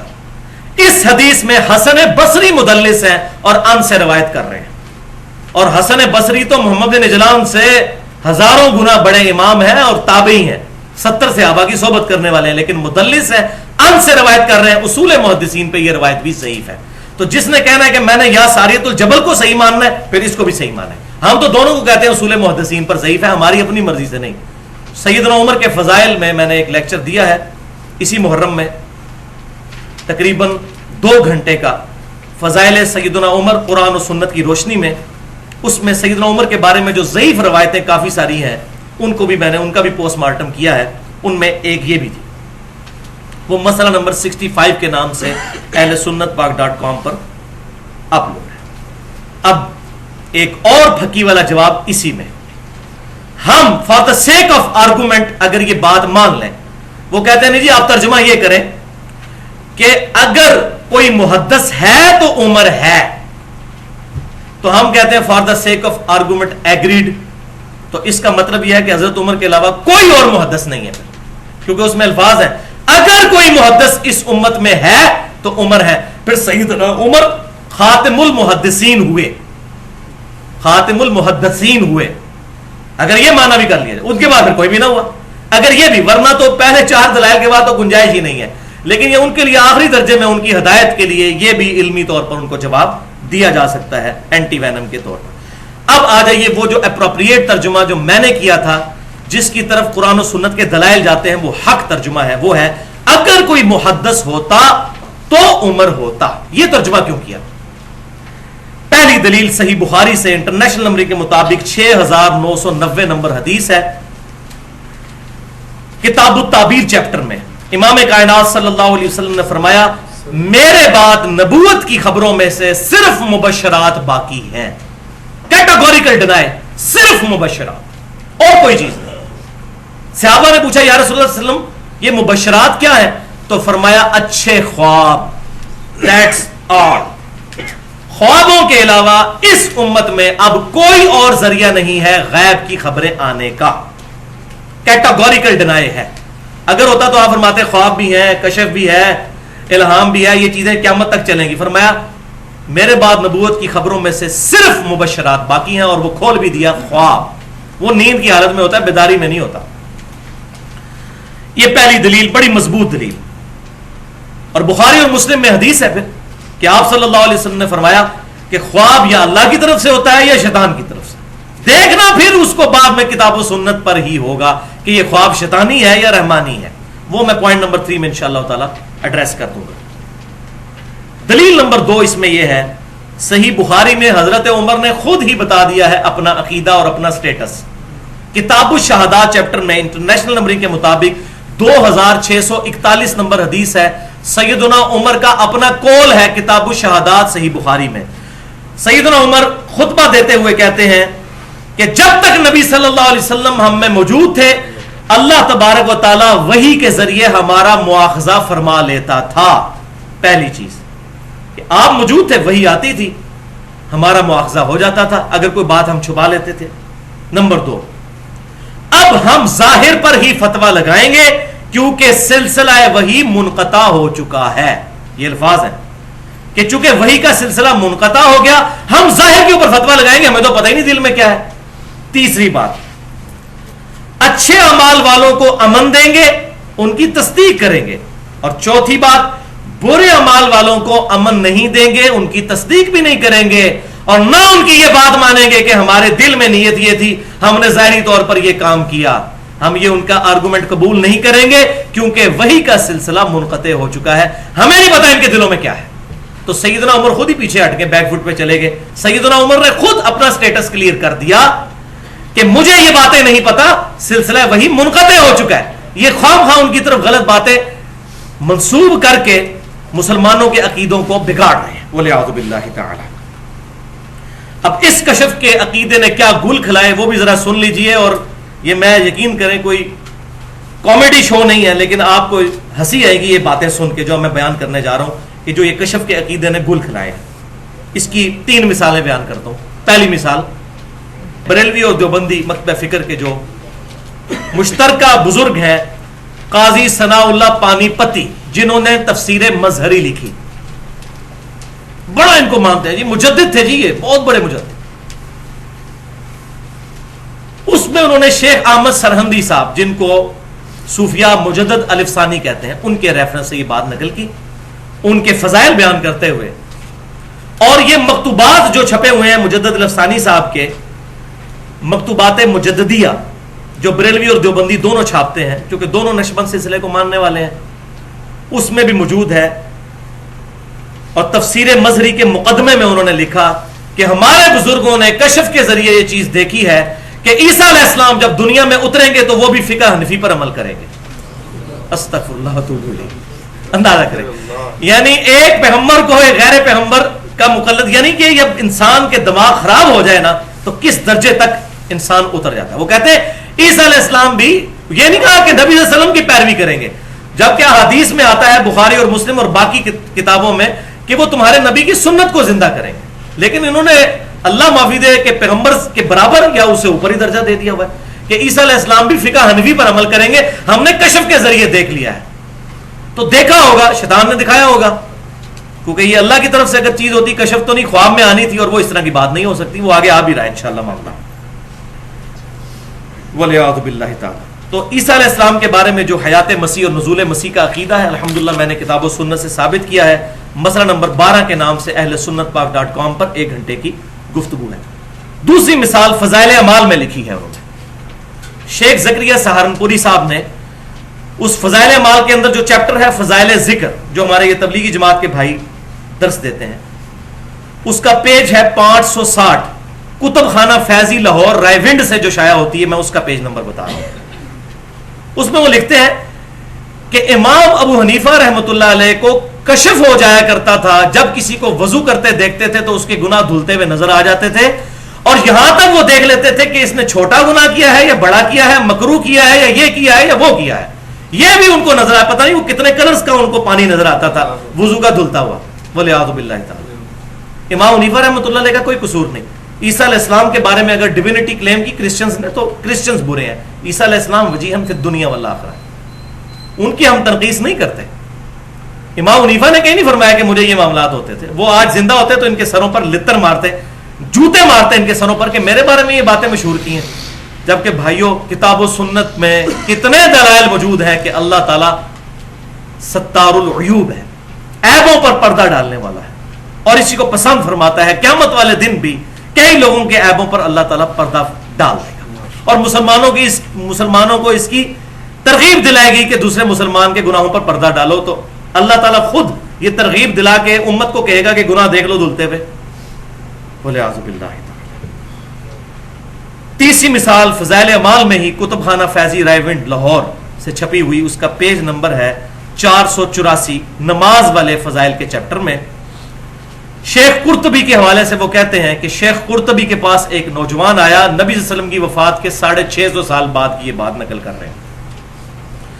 اس کو یہ کشف ہو جایا کرتا تھا کہ کون جنت میں ہے اور کون دوزخ میں. صحابہ کو عذاب قبر 4 فٹ نیچے نظر نہیں آتا. حذیفہ ابن یمان کے علاوہ منافقین کے نام نہیں کسی کو پتا. ہاں یہ بات کے بزرگ جو ہیں 650 سال بعد جنتی اور دوزخی ہونے کا بتا دیتے تھے. تو شیخ زکریا صاحب نقل کرتے ہیں کہ شیخ قرطبی کے پاس وہ نوجوان جب آیا تو انہوں نے کہا میں اس نوجوان کو چیک کروں. تو چیک کرنے کے لیے وہیں پر کیا ہوا کہ بیٹھے بیٹھے اس نے ایک چیخ ماری اور کہا کہ میری والدہ کو دوزخ کی طرف لے کے جا رہے ہیں، میں دیکھ رہا ہوں. یہ خواب میں نہیں ہو رہا، بیداری میں. یہ وہی کشف والا جو ان کا عقیدہ ہے. تو شیخ قرطبی کہتے ہیں کہ میں نے دل ہی دل میں 70,000 دفعہ کلمہ جو پڑھ کے سٹوریج میں رکھا ہوا تھا فریزر کے اندر، وہ میں نے TCS کروا دیا ان کو، اس کی والدہ کو. اس کو نہیں میں نے بتایا، اصالہ ثواب کر دیا دوسرے معنوں میں جو یہ کہتے ہیں. کہتے ہیں جب اصالہ ثواب کیا تو اس نے وہیں ہنسنا شروع کر دیا اور کہا شیخ میری والدہ کو آپ جنت کی طرف لے کر جا رہے ہیں. تو وہ شیخ قرطبی کہتے ہیں کہ اس واقعے سے مجھے 2 چیزوں کی اتھینٹسٹی کا پتہ چل گیا. ہم لوگ تو خام مطلب بقول ان کے ذلیل ہو رہے ہیں کتاب و سنت پڑھ پڑھ کے کہ نبی صلی اللہ علیہ وسلم کی بات کیا ہے. یہ ان طریقے سے دین حاصل کرتے ہیں. کہتے ہیں 2 باتیں پتہ چل گئیں. ایک تو اس کا کشف صحیح تھا، وہ پتہ نہیں کیسے پتہ چلا. ایک بندہ جھوٹ بولا ہے سچ، جب تک آپ ویڈیو نہ دیکھ لیں آپ کیسے کسی کی تصدیق کر سکتے ہیں. کہتے ہیں مجھے کنفرم ہو گیا. اور وہ اس طرح کنفرم ہوا کہ دوسری جو چیز کنفرمیشن ہوئی کہ 70,000 دفعہ کلمہ پڑھ کے زبردستی بھی اللہ تعالیٰ سے کسی کو بخشوایا جا سکتا ہے جو میں نے بلٹی کروایا تھا. تو کہتے ہیں یہ چیز کنفرم ہوگی ولیعوذ باللہ تعالی. اب یہ ختم نبوت پر ڈاکہ نہیں تو اور کیا ہے. ہمارے بھولے بھائی جو ہے تبلیغی جماعت کے، میں ان کو نہیں مجرم ٹھہراتا. مجرم وہ علماء ہیں اور وہ ان کے بڑے لیڈرز ہیں جو ان کو یہ کتابیں دے کر تو گلی گلی پھروا رہے ہیں اللہ کی کتاب کو چھوڑ کر. ولیعوذ باللہ تعالی. اسی طریقے سے کشف المحجوب والا جو واقعہ ہے وہ دونوں میں پہلے بتا چکا کہ بازید بستامی کا دعویٰ علی بن عثمان اجویری نے نقل کیا کہ انہوں نے جب تیسری دفعہ حج کیا تو اللہ تعالیٰ کو بھی دیکھ لیا. اور کہتے ہیں کعبہ نہیں دیکھا، ہاں کعبے کے مالک کو وہاں پر دیکھ لیا. ولیعوذ باللہ. تو میرے 3 ریسرچ پیپرز اس پہ چھپ چکے ہیں. پہلا ریسرچ پیپر ہے قبروں سے فیض کے عقیدے کا تحقیقی جائزہ، جس میں 8 اسی قسم کے واقعات ہیں. اہل سنت پاک.com پر 3 MB کی فائل ہے، 4 صفحوں پر وہ اپلوڈ ہے. دوسرا ریسرچ پیپر 2A کے نام سے اندھا دھند پیروی کا انجام، اس میں 19 گستاخانہ عبارات ہیں جس پہ میرا لیکچر بھی ہے 71B کے نام سے. اور تیسرا ریسرچ پیپر 2B کے نام سے غیر اسلامی نظریات بامقابلہ صحیح اسلامی عقائد، اس میں 32 اس قسم کی عبارتیں موجود ہیں پورے ریفرنسز کے ساتھ. جسے چاہیے ہو تو وہاں سے وہ ڈاؤن لوڈ کر سکتا ہے. اور اس میں آپ حیران ہوں گے یہاں تک واقعہ لکھا ہوا ہے ارواح ثلاثہ کے اندر. اشرف علی تھانوی صاحب نے کہتے ہیں اسلام کے لیے بڑی خدمات ہیں. اب یہ بھی تو انہوں نے خدمت کی. ارواح ثلاثہ میں انہوں نے نقل کیا، نام ہی دیکھ لیں کتنا خطرناک ہے، 3 روحوں کا بیان ارواح ثلاثہ. اس میں وہ نقل کرتے ہیں قبروں سے فیض والے، میں نے پمفلٹ میں بھی ڈالا ہے کہ قاسم ننوتوی صاحب جنہوں نے مدرسہ دیوبند بنایا تھا، مرنے کے کئی سال کے بعد وہ قبر سے باہر نکلے اور دیوبند مدرسے میں 2 مولویوں کے درمیان جھگڑا تھا، ان کی صلح کروا کے دوبارہ قبر کے اندر واپس چلے گئے. اور اشرف تھانوی صاحب اس میں شرح کرتے ہوئے لکھتے ہیں، اس کی شرح لکھ رہے ہیں واقعے کی. ہم تو کتاب و سنت کی شرح بیان کرتے ہیں، اس واقعے کی شرح بیان کر رہے ہیں کہ ہو سکتا ہے کہ اس روح نے اللہ سے اجازت لے کے قبر سے اپنا جسم اٹھایا ہو اور باہر آ گئی ہو. اور یہ بھی ہو سکتا ہے کہ روح نے اجزاء میں خود تصرف کر کے اپنا جسم تیار کر لیا ہو، اپنا جسم خود، اور پھر باہر نکلا ہے. یہ اشرف تھانوی صاحب نے اس کی شرح بھی بیان کی ہے. اور اس امام میں نے کہا بہت ننگے ہیں. اہل حدیث حضرات کی طرف سے بھی ایک بڑی ڈینجرس کتاب ہے کرامات اہل حدیث. وہ بھی جھوٹ کا اور شرکی عقائد کا پلندہ ہے. لیکن میں اس حوالے سے اہل حدیث علماء کی تعریف کرتا ہوں کہ انہوں نے خود ہی اس مولوی کو اور اس کتاب سے اعلان برات کر دیا ہے. اگرچہ یہ کتاب چھپ رہی ہے کرامات اہل حدیث، لیکن کتنے بڑے بڑے علماء ہیں جنہوں نے اس کو ریجیکٹ کر دیا کہ اس کتاب کے ساتھ ہمارا کوئی تعلق نہیں. اس میں بھی اس قسم کے بڑے بےہودہ واقعات موجود ہیں. یہ میں اس لیے بیان کر رہا ہوں تاکہ کوئی یہ نہ کہے کہ فلاں کی تھی وہ چھوڑ دی. اسی طریقے سے اہل تشیع کی تو آپ جو کتاب کھولیں اس میں تو یہ چیزیں موجود ہیں. لیکن الحمدللہ اب ہمارے لیکچرز کے ذریعے اللہ تبارک و تعالی ہدایت دینے والا ہے, بات لوگوں تک الحمدللہ حق بات پہنچ رہی ہے. اب اس میں جب یہ باتیں کریں گے تو بڑا لیم ایکسکیوز دیں گے آپ کو, اور جی اللہ تعالیٰ چاہے تو کرامت نہیں دکھا سکتا, آپ کرامت کے منکر ہیں. کرامت کے ہم منکر نہیں, میرا پورا لیکچر ہے کرامت کے اوپر, مسئلہ نمبر 49 کے نام سے, اس کے 15 منٹ شروع کے کرامت کے. ہم کس کرامت کو مانتے ہیں؟ کرامت کوئی دکھا نہیں سکتا, اللہ کا کرم ہوتا ہے کسی پر, خود نہیں کیپیبل ہوتا دکھانے کا. اور یہ کرامت ہے, دیکھیں نا جی, اللہ تعالیٰ چاہے تو قاسم نانوتوی صاحب قبر سے نکل کر مدرسہ دیوبند میں 2 مولویوں کی صلاح نہیں کروا سکتے. اب کون بندہ جو کہے گا جی نہیں ہو سکتا ایسے, اس طریقے سے. لیکن یہ صرف اپنے مولویوں کے لیے. اگر ان سے پوچھیں کہ ہمارے اہل تشیع بھائی جو یا علی مدد کہتے ہیں, اللہ چاہے تو حضرت علی قبر سے نکل کے آ کے ان کی مشکل کشائی نہیں کر سکتے, کہیں گے یہ شرک ہے. تو معاملہ یہ ہے کہ مسئلہ کہیں اور پہ خراب ہے, رزلٹ پہلے فکس ہے, پری ڈیٹرمنڈ ہے, اس میں چیزوں کو فٹ ان کیا جاتا ہے. اور یہ اللہ تعالیٰ چاہے تو دکھا سکتا ہے. بھائی اس طریقے سے اگر چیزیں مانی جائیں تو انسان مسلمان نہیں رہتا. کیوں کہ اللہ تبارک و تعالیٰ نے واضح طور پر قرآن پاک میں 2 آیات ایسی نازل فرما دی ہیں. وَلِعَوْذُ بِاللَّهِ تعالیٰ, یہاں پر اگر میں جملہ بولوں کہ پھر کوئی یہ شخص یہ بھی جرات کر سکتا ہے کہ اللہ تعالیٰ چاہے تو بیوی رکھ سکتا ہے, جبکہ اللہ تعالیٰ فرما رہا ہے لم یلد ولم یولد ولم یکن لہ کفوا احد. اللہ کا چاہنا آپ نے اپنی مرضی سے کیسے طے کر دیا؟ تو یہ 2 آیات یاد رکھیں جس کے تحت میں سمجھتا ہوں کہ ایسے عقیدوں کو اللہ کی طرف اپنی مرضی سے کرامت کہہ کے منسوب کرنا کفر ہے.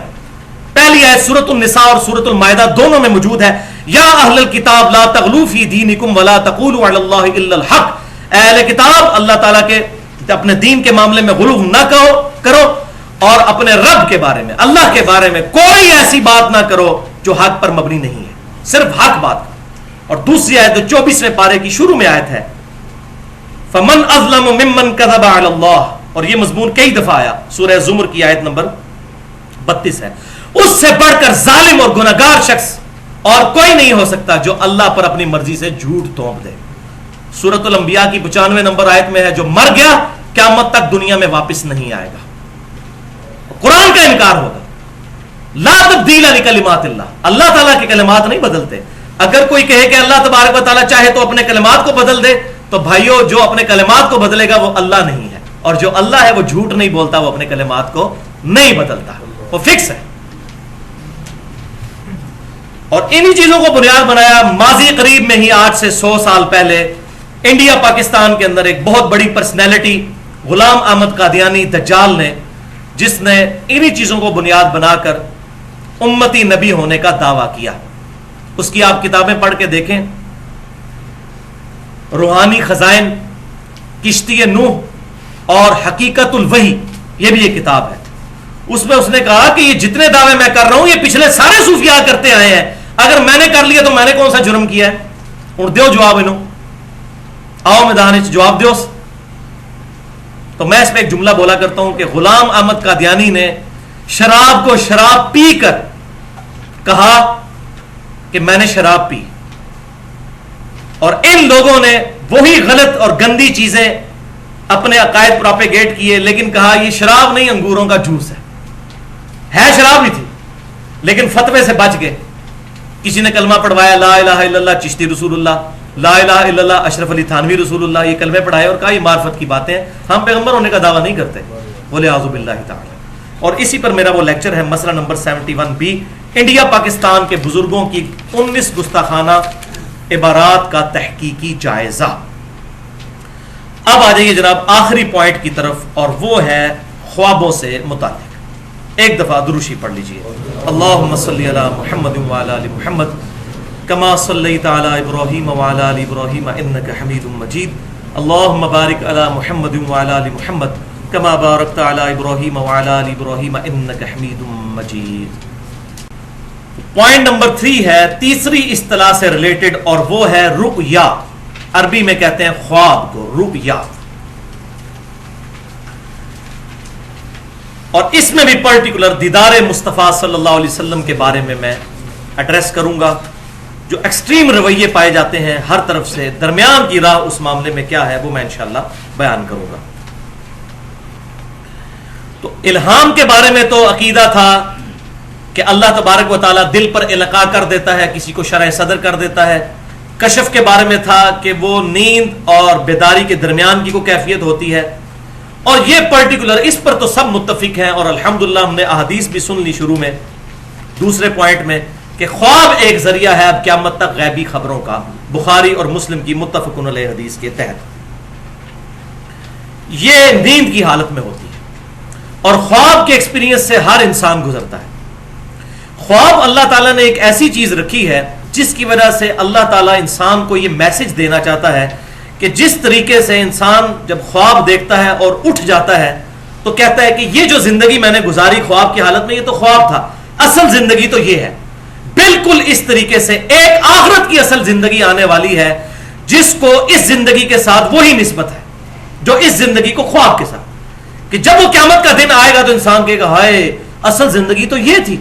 تو یہ دنیا میں اللہ تعالیٰ نے ایک ایکسپیرینس کروا دیا، اور یہ اللہ تعالیٰ کا ایک طریقہ ہے. اللہ تعالیٰ نے ایک انسٹیٹیوٹ بنایا ہے، ایک موڈ آف نالج ہے، ایک ورچوئل تمثیلی طریقہ ہے لوگوں تک غیب کی خبریں پہنچانے کا اور ان کی اصلاح کرنے کا. شیطانی بھی ہو سکتا ہے، رحمانی خواب بھی ہوتے ہیں. اور اس میں یہ بھی بات یاد رکھیے، اکثر ہم خواب میں اپنے قریبی رشتہ داروں کو دیکھتے ہیں جو زندہ ہیں، لیکن اگر آپ صبح اٹھ کر انہی رشتہ داروں سے پوچھیں کہ جناب ابو جان آپ رات کو خواب میں مجھے آئے تھے، تو ان کو نہیں پتا ہوتا کہ میں آیا تھا. تو آپ خواب میں یہ جو اکثر لوگ کہتے ہیں نا پیر صاحب آگے فجر کے ٹائم جگا جاتے ہیں، تو پیر صاحب کو پوچھیں ان کو نہیں پتا ہوتا. یہ تمثیلی سارے معاملات ہوتے ہیں. ہوتے شیطان آ جائے، اللہ تبارک و تعالیٰ کی طرف سے کوئی معاملہ ہو جائے. تو یہ جو کہتے ہیں نا پیر صاحب آ کے جگاتے ہیں، تو ان کو کہ اسی ٹائم پیر صاحب کو فون کریں کہ آپ رات کو کدھر تھے، تو اگر بتا جائیں تو پھر ہمیں پکڑ لیں آ کے. تو یہ تمثیلی معاملات ہوتے ہیں، انسان سوچتا رہتا ہے اور یہ معاملات انسان کے ساتھ ایسے ہوتے ہیں. تو ایک پورا اللہ تبارک و تعالیٰ کا ایک سمجھ لیں محکمہ ہے. ہاں انبیاء اکرام علیہ السلام کے خواب ڈیفینیٹ وہی ہوتے ہیں، اس میں کوئی شک ہی نہیں ہے، اور قرآن پاک اس پر گواہ ہے. کئی ایک جگہوں میں آیات قرآن پاک میں موجود ہیں. آپ کے پیپر کے اوپر آخری دو جو آیات کراس ریفرنس کے طور پر ہیں، آیت نمبر 11 اور 12 سورہ الصافات کی آیت نمبر 102. بسم اللہ الرحمن الرحیم. ابراہیم علیہ السلام کا ذکر ہو رہا ہے کہ وہ اپنے بیٹے سے گفتگو کرتے ہوئے کہتے ہیں قال یا بنی انی ارا فی المنام، اے میرے بچے میں نے خواب میں دیکھا ہے انی اذبحک فانظر ماذا ترى، کہ میں تجھے ذبح کر رہا ہوں، اب بتا کہ تیری کیا رائے ہے. قال یا ابت افعل ما تؤمر، فرما بردار بچے نے کہا اے ابا جان کر گزریے جو آپ کے رب نے آپ کو حکم دیا ہے. اللہ اکبر. ستجدنی انشاءاللہ من الصابرین، ان قریب آپ مجھے صابرین میں سے پائیں گے. اب ایک بچے کو ذبح کرنا یہ اتنا بڑا ایکٹ ہے، بغیر وحی کے ممکن نہیں ہے. اور یہ آیا کہ قرآن پاک میں اللہ تعالیٰ نے فرما دیا انی ارا فی المنام، میں نے خواب میں دیکھا ہے. لہٰذا نبی کا خواب ایگزیکٹ وہی ہوتا ہے. لہٰذا جو ہمارے پیغمبر صلی اللہ علیہ وسلم نے جامع ترمذی کا میں نے حوالہ دیا 3235 نمبر حدیث جو بالکل صحیح حدیث ہے، جسے امام بخاری نے بھی توثیق کی، امام ترمذی نے بھی توثیق کی، شیخ البانی نے بھی توثیق کی، شیخ زبیر علی زئی صاحب نے بھی توثیق کی کہ نبی صلی اللہ علیہ وسلم نے خواب میں اللہ کو دیکھا. تو وہ بالکل وحی الہی. دوسرا ہمارے پیغمبر صلی اللہ علیہ وسلم کے بارے میں یہ سورہ الفتح کی آیت نمبر ہے 27. لقد صدق اللہ رسولہ الرؤیا بالحق، بے شک اللہ تعالیٰ نے سچا کر دکھایا اپنے رسول کا خواب کہ بے شک تم ضرور داخل ہوگے مسجد حرام میں امن کی حالت میں. یہ نبی صلی اللہ علیہ وسلم کو خواب دکھایا گیا تھا اور وہی ہوا. صلح حدیبیہ کے موقع پر تو نہ جا سکے، لیکن اس سے اگلے سال اللہ تعالیٰ نے 3 دن کے لیے مکہ شریف کفار مکہ نے چھوڑ دیا اور صحابہ کرام نے اور نبی صلی اللہ علیہ وسلم نے اللہ تعالیٰ کے اذن سے وہاں پر جا کر عمرہ ادا کیا اور وہ خواب سچا کر دکھایا. اب یہاں پر بڑی اہم بات کہ ختم نبوت کے بعد اب قیامت تک کے لیے صرف ایک ذریعہ ہے غیبی خبروں کا، اور وہ ہے خواب. اکلوتی شکل جو میں پہلے حدیث بیان کر چکا صحیح بخاری سے، انٹرنیشنل نمبر کے مطابق 6990 کہ نبوت کی خبروں میں سے اب صرف خواب باقی ہیں، مبشرات باقی ہیں، اور پھر فرمایا یہ خواب ہے. دوسری حدیث صحیح بخاری اور صحیح مسلم کی متفق علیہ حدیث ہے کہ مومن کا خواب نبوت کی خبروں کا 46واں حصہ ہے. مومن کا خواب، انبیاء کا تو خواب ہے ہی ہے، مومن کا خواب بھی. اس خواب کے ذریعے اللہ تعالیٰ مستقبل کی خبر بھی دے سکتا ہے اور دین کا کوئی مسئلہ بھی بتا سکتا ہے، لیکن اس میں خواب حجت نہیں ہوں گے، کتاب و سنت پر پیش کیا جائے گا. مستقبل کی خبر کسی کو خواب میں دکھائی جا سکتی ہے، لیکن وہ جب تک خبر واقع نہ ہو جائے کوئی کہہ نہیں سکتا کہ یہ بات ٹھیک تھی. وہ ہونے کے بعد پتہ چلے گا. مثال کے طور پہ میں آپ کو اپنا پرسنل ایک واقعہ بتاتا ہوں. اگست 2005 کی بات ہے، یعنی تقریباً 8 سے سمجھ لیں 7-8 سال پہلے کی، کہ میں نے خواب میں دیکھا کہ اللہ تعالیٰ نے مجھے ایک بیٹی دی ہے اور مجھے وہ اس کی شکل بھی پورا فیچرز دکھائے گئے خواب میں، اگست 2005 میں. اور اس کے پھر 4 مہینے کے بعد 3 دسمبر 2005 کو اللہ تعالیٰ نے مجھے الحمدللہ بیٹی کی دولت سے نوازا، اور ایگزیکٹ وہی شکل تھی جو میں نے 4 مہینے پہلے خواب میں دیکھی تھی. اب وہ جب تک واقعہ نہ ہو جاتا، میں نے بیٹی دیکھی تھی، بیٹا پیدا ہو جاتا تو میرا خواب غلط ہوتا، اور پھر شکل بھی وہی. تو اس چیز سے اب کنفرم ہو گیا کہ یہ غیبی خبر تھی. اس طرح آپ کے ساتھ بھی کئی معاملات ہوئے ہوں گے. لیکن دین کے معاملات جو ہیں وہ اگر خواب میں ایسے معاملات ہوں وہ حق ہو سکتے ہیں، لیکن ان کو کتاب و سنت پر پیش کیا جائے گا. ایسا نہیں ہے کہ کتاب و سنت کے بغیر کسی کی ذاتی انٹرپریٹیشن مان لی جائے. صحیح بخاری اور صحیح مسلم کی متفق علیہ حدیث ہے کہ اچھے خواب اللہ کی طرف سے ہیں اور برے خواب شیطان کی طرف سے ہیں. جب تم میں سے کوئی اچھا خواب دیکھے تو اللہ کا شکر ادا کرے اور پسندیدہ شخص سے بیان کرے، یعنی جو اس سے جیلس نہ ہوتا ہو اس کو بیان کرے. اور جو کوئی ناپسندیدہ خواب دیکھے تو اس کا ذکر کسی سے نہ کرے، اللہ کے حضور پناہ طلب کرے اور اپنے بائیں طرف 3 دفعہ تھوک دے. فزیکلی نہیں تھوکنا، بس اسی طرح یوں کرتے رہے. اور بخاری اور مسلم میں اسی کانٹیکسٹ میں محمد بن سیرین تابعی جو امام حنیفہ رحمۃ اللہ علیہ کے استاد ہیں اور 70 صحابہ کی انہوں نے صحبت کی، المتوفی 110 ہجری، ان کا قول موجود ہے.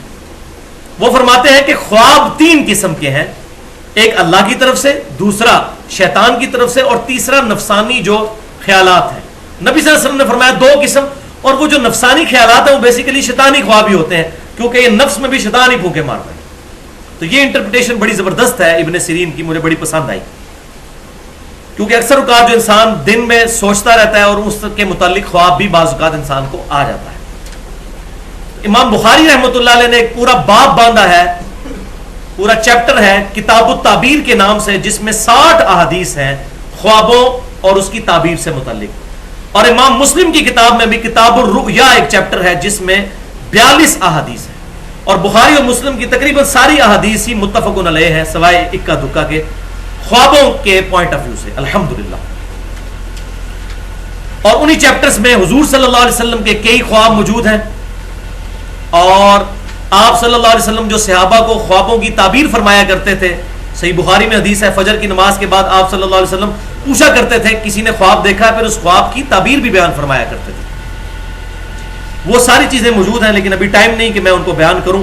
تو نبی صلی اللہ علیہ وسلم نے کئی خواب خود بھی دیکھے، صحابہ کے خوابوں کی تعبیریں بھی ارشاد فرمائیں. ایک تو میں نے خواب بتا دیا وہ دیدار والا، اس کے علاوہ کئی ایک خواب ہیں جو کبھی ٹائم ملا تو اس پہ پورا لیکچر دیا جا سکتا ہے. بخاری اور مسلم کی 100 حدیثیں تقریباً بن جاتی ہیں خوابوں کے اوپر.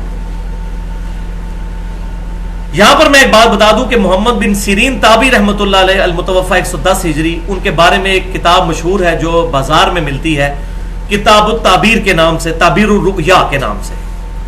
وہ جعلی کتاب ہے، وہ محمد بن سیرین سے ثابت ہی نہیں ہے صحیح سند کے ساتھ. اس میں کئی باتیں ٹھیک لکھی ہوئی ہیں، وہ احادیث بخاری اور مسلم میں موجود ہے. میں یہ نہیں کہہ رہا کہ اس میں جو کچھ لکھا ہے وہ غلط ہے، لیکن جو ان کے حوالے سے کچھ تشریحات ہیں ان کی اتھینٹسٹی ان تک نہیں ثابت ہوتی.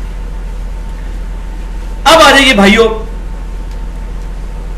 اس بات کی طرف کہ کیا خواب میں امام کائنات سید الاولین والآخرین شفیع المذنبین رحمت للعالمین سیدنا و مولانا امام اعظم محمد رسول اللہ صلی اللہ علیہ وسلم کی زیارت ہو سکتی ہے یا نہیں؟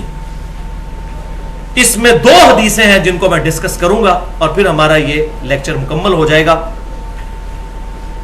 بالکل بالکل زیارت ہو سکتی ہے. پہلی حدیث صحیح بخاری اور مسلم کی متفق علیہ حدیث ہے.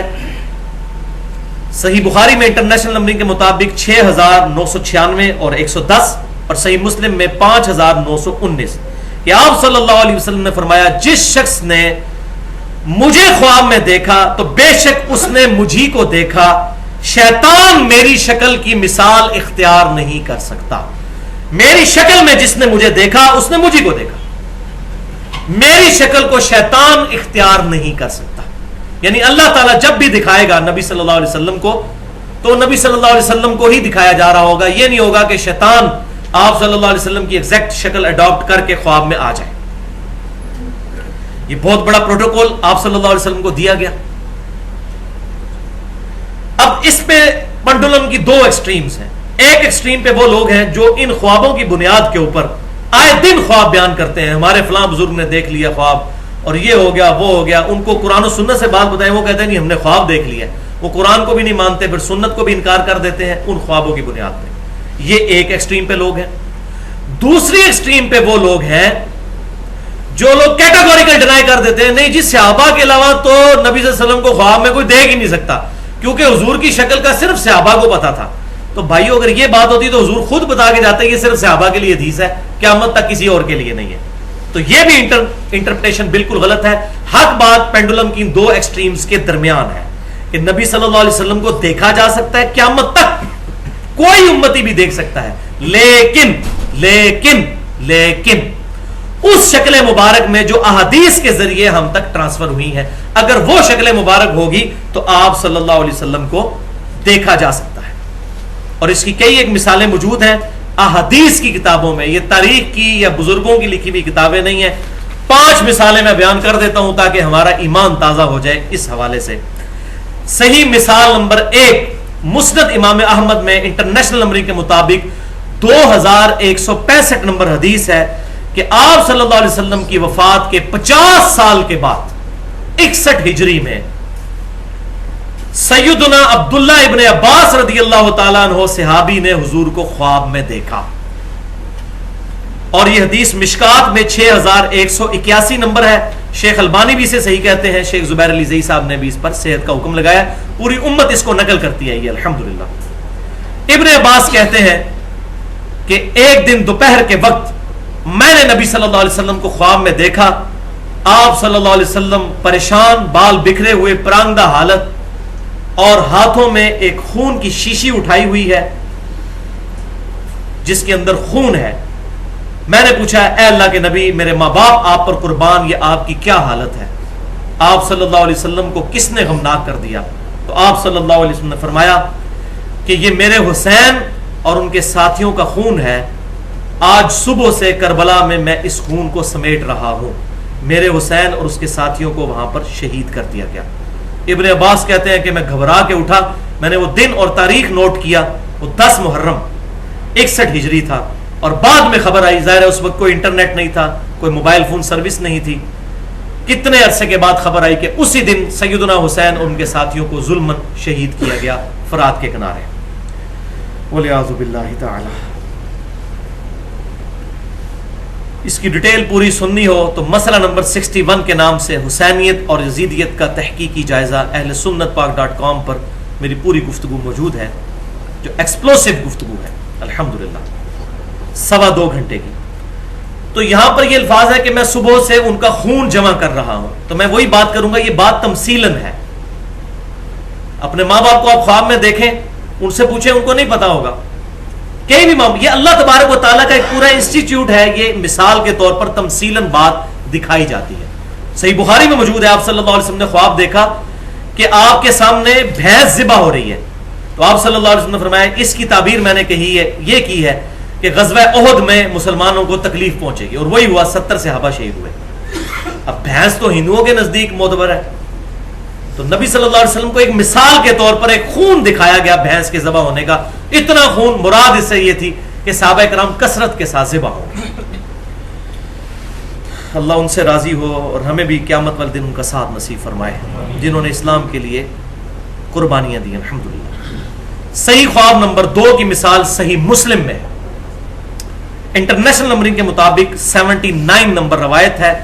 مقدمے کے اندر ہی امام مسلم رحمۃ اللہ علیہ لے کر آئے ہیں کہ سیدنا علی بن مسہر تبع تابعی، یہ تابعی بھی نہیں ہے، تبع تابعی ہے، وہ کہتے ہیں کہ میں نے اور حمزہ نامی ایک تبع تابعی نے ابان بن ابی عیاش المتوفا 140 ہجری، جو ایک کذاب تابعی تھا، 140 ہجری میں فوت ہوا، اس سے میں نے 1000 احادیث نقل کی ہیں، امام مسلم لے کر آ رہے ہیں۔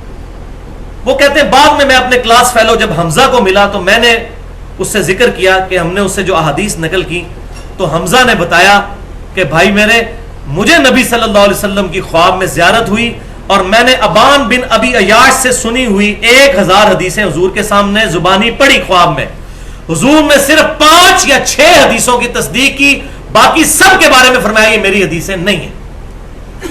یہ کہتے نہیں حدیث تو حدیث ہوتی ہے، وہی ڈگری تو ڈگری ہوتی ہے، چاہے جعلی ہو یا اصلی، وہ جو پاکستانی سیاستدان کہتے ہیں حدیث تو حدیث ہوتی ہے چاہے جعلی ہو یا اصلی، کتابوں میں تو آ گئی نا۔ یہ سن لیں، صحیح مسلم کی پہلی حدیث ہی مقدمے میں یہ ہے کہ جس نے میری طرف جھوٹی حدیث منسوب کی وہ اپنا مقام دوزخ میں دیکھ لے، وَلِعَاذُ بِاللَّهِ تعالیٰ۔ اور یہ بخاری میں بھی حدیث ہے، اس میں میرا پورا لیکچر ہے، مسئلہ نمبر 36 کے نام سے 1.5 گھنٹے کی گفتگو، ضعیف الاسناد اور من گھڑت احادیث کے فتنے کا تحقیقی جائزہ، اس میں نے کئی ایک مثالیں اس کی بیان کی۔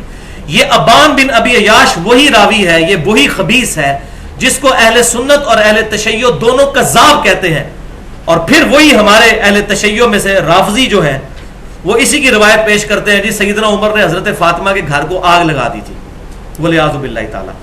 اس حدیث میں بھی راوی یہ ابان ہے، یہ وہ خبیث راوی ہے، کذاب جھوٹا، ابان بن ابی عیاش۔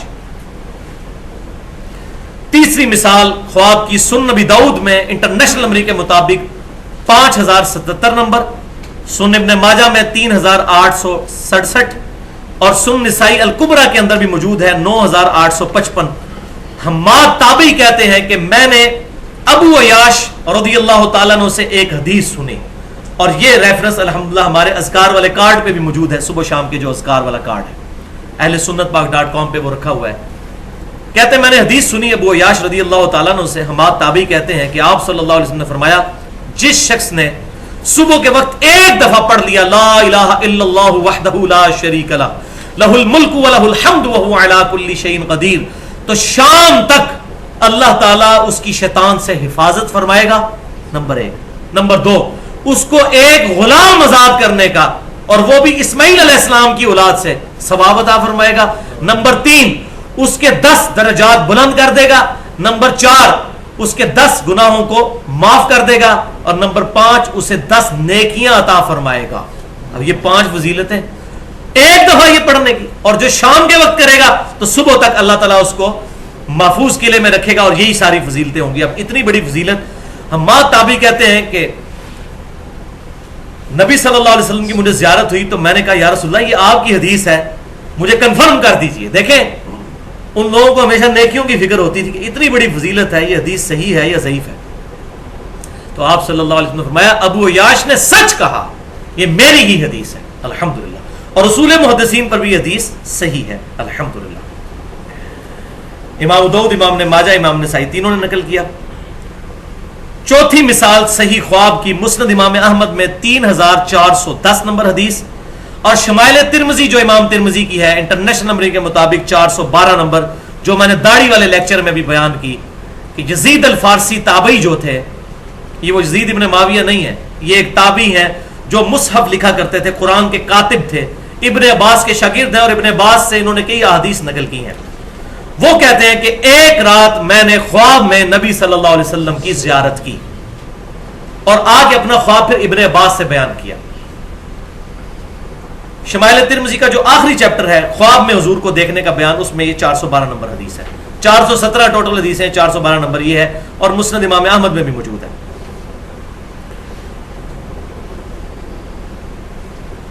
تو وہ کہتے ہیں میں نے ابن عباس سے کہا کہ میں نے رسول اللہ صلی اللہ علیہ وسلم کو خواب میں دیکھا، تو ابن عباس نے کہا جلدی جلدی اپنا خواب بیان کرو، میں نے رسول اللہ سے سنا جس شخص نے مجھے خواب میں دیکھا اس نے مجھے کو دیکھا، میری شکل میں شیطان نہیں آ سکتا۔ تو انہوں نے پھر بڑا پیارا خواب بیان کیا، اس کے اینڈ پر ابن عباس نے تصدیق کی کہ اگر تم بیداری میں بھی حضور کو دیکھ لیتے تو اس سے مختلف نہ پاتے، تم نے رسول اللہ ہی کو خواب میں دیکھا ہے۔ اب انہوں نے نہیں کہا کہ قیامت تک کوئی دیکھ ہی نہیں سکتا، وہ تابعی تھے، صحابی تو نہیں تھے جنہیں خواب دیکھا.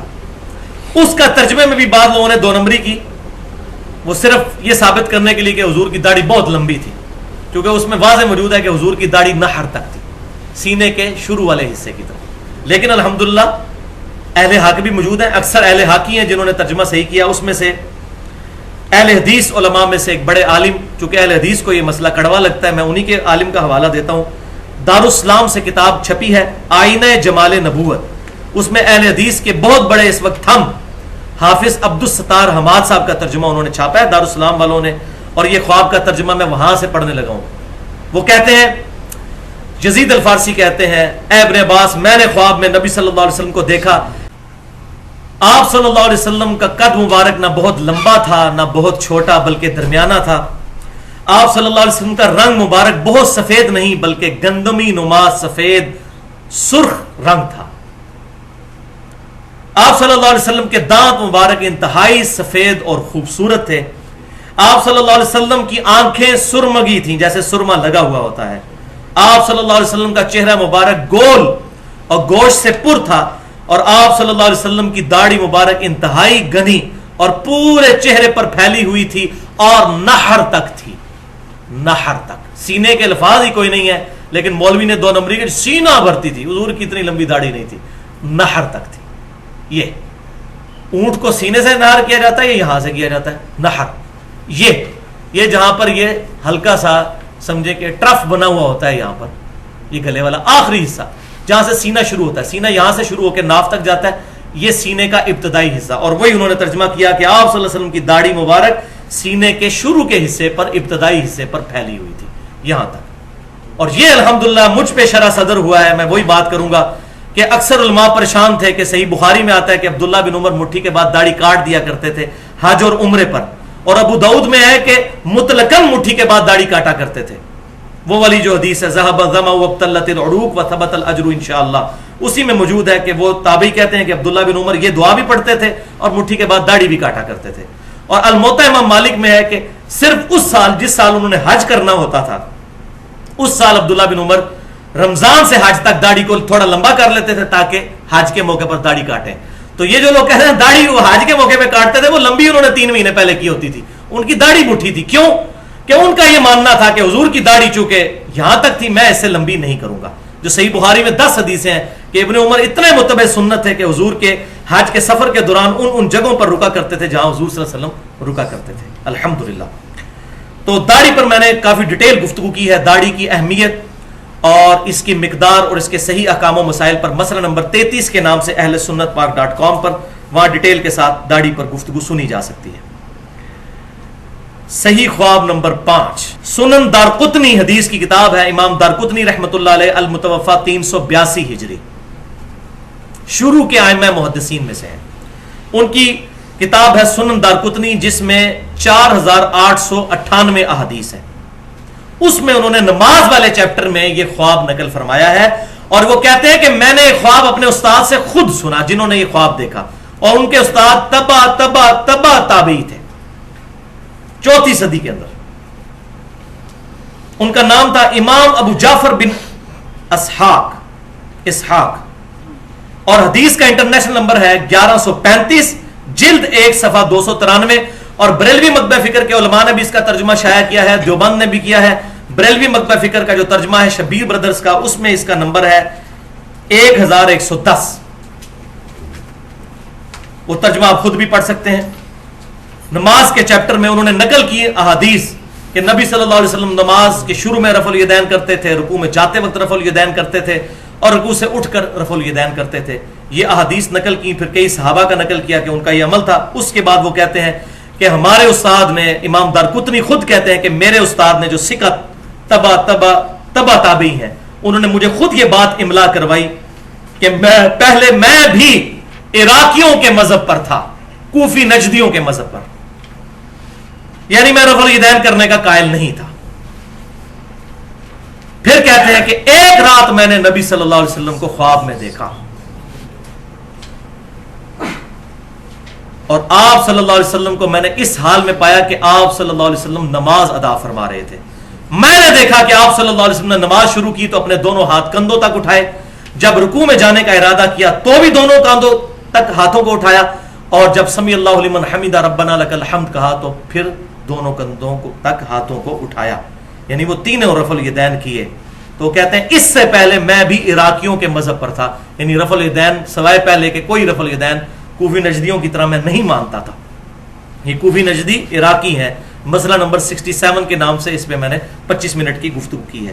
تو الحمدللہ یہ خواب، اب یہ جو لوگ کہتے ہیں نا ہمارے بزرگوں نے خواب دیکھے، ان کو کہیں یہ خواب بھی پھر مانے کہ وہ تو ہے ہی آپ کے حنفی عالم تھے، وہ کوفے کے مذہب کے اوپر تھے اور انہوں نے پھر رفع الیدین شروع کر دیا الحمدللہ یہ خواب دیکھنے کے بعد، لیکن یہ اپنے بزرگوں کے مانیں گے۔ دوسری حدیث صحیح بخاری اور صحیح مسلم کی جو میں نے کہا تھا بیان کروں گا، اور اس کی تشریح بڑی ضروری ہے۔ بخاری میں 6993 اور صحیح مسلم میں 5920 کہ نبی صلی اللہ علیہ وسلم نے فرمایا جس شخص نے مجھے خواب میں دیکھا اس نے مجھی کو دیکھا، میری شکل میں شیطان خواب میں نہیں آ سکتا، اور جس نے مجھے خواب میں دیکھا ان قریب بیداری میں بھی میری زیارت کرے گا انشاءاللہ۔ اب یہ جو آخری حصہ ہے یہ ہے اس میں یونیک کہ بیداری میں میری زیارت کرے گا۔ اب اس میں کہتے ہیں جی وہ بیداری میں کی ہے، جی دیکھیں جی امام سیوطی نے 82 دفعہ نبی صلی اللہ علیہ وسلم کو بیداری میں دیکھا۔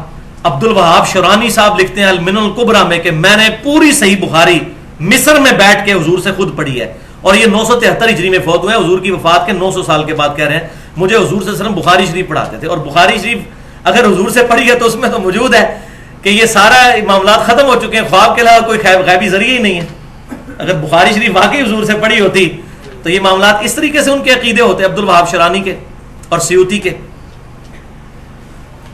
تو وہ کہتے ہیں کہ جی ہم نے سبکن یہ سارے معاملات حضور سے خود سیکھے۔ تو بھائیو اس پورشن کی تشریح کے ان قریب مجھے بیداری میں دیکھے گا، ایک شرح اس کی یہ ہے کہ جس نے حضور صلی اللہ علیہ وسلم کے مبارک زمانے میں یہ خواب دیکھی، حضور صلی اللہ علیہ وسلم کو خواب میں دیکھا، اور کئی ایک صحابہ کے ساتھ ایسے معاملات ہوئے کہ ان سے جانوروں نے کلام کیا کہ وہاں پر پیغمبر مبعوث ہو چکے ہیں، اور وہ لوگ آ کر اسلام انہوں نے قبول کیا، کئی ایک اللہ تعالیٰ کی طرف سے معجزات ہوئے، تو ان کو صحابیت کا شرف حاصل ہوگا جنہوں نے حضور کے زمانے میں حضور صلی اللہ علیہ وسلم کو خواب میں دیکھا، بیداری میں بھی حضور کے ساتھ وہ صحبت کا شرف حاصل کر لیں گے۔ ایک تشریح یہ ہو سکتی ہے۔ دوسری ان قریب یعنی قیامت میں مجھے دیکھ لے گا۔ اب کوئی کہے جی قیامت تو بڑی دور ہے، نہیں بھائی، صحیح مسلم کے اندر حدیث ہے کہ آپ صلی اللہ علیہ وسلم جب بھی تقریر شروع کرتے تھے تو یہ خطبہ پڑھتے تھے جو میں پڑھتا ہوں، اما بعد فإن خیر الحدیث کتاب اللہ وخیر الہدی ہدی محمد صلی اللہ علیہ وسلم وشر الامور محدثاتها، یہ والا خطبہ کتاب الجمعہ چیپٹر صحیح مسلم۔ اس کے بعد آپ صلی اللہ علیہ وسلم فرمایا کرتے تھے میں اور قیامت اس طرح ساتھ بھیجے گئے ہیں جیسے یہ 2 انگلیاں، اب یہ تو ساتھ ساتھ ہیں، تو ان قریب مجھے دیکھ لے گا یعنی قیامت میں۔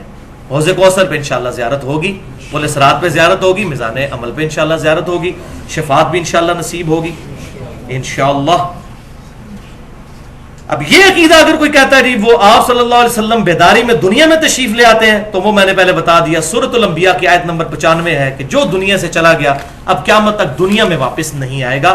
آپ صلی اللہ علیہ وسلم کا جسم مبارک مدینہ شریف کی قبر میں ہے، اور روح مبارک جنت الفردوس میں ہے، اور اس روح اور جسم کا ایک تعلق ہے جو برزخی ہے، جو حیات النبی کا مسئلہ میں نے مسئلہ نمبر 5 کے نام سے اہل سنت پاک.com پر اپلوڈ ہے۔ نہ بالکل ہم برزخی معاملات کو مانتے ہیں، نہ بالکل دنیاوی معاملات کو، درمیان کا ایک معاملہ ہے جو میں نے اس میں حق بات بیان کی ہے الحمدللہ، جو دراصل برزخی ہی ہے۔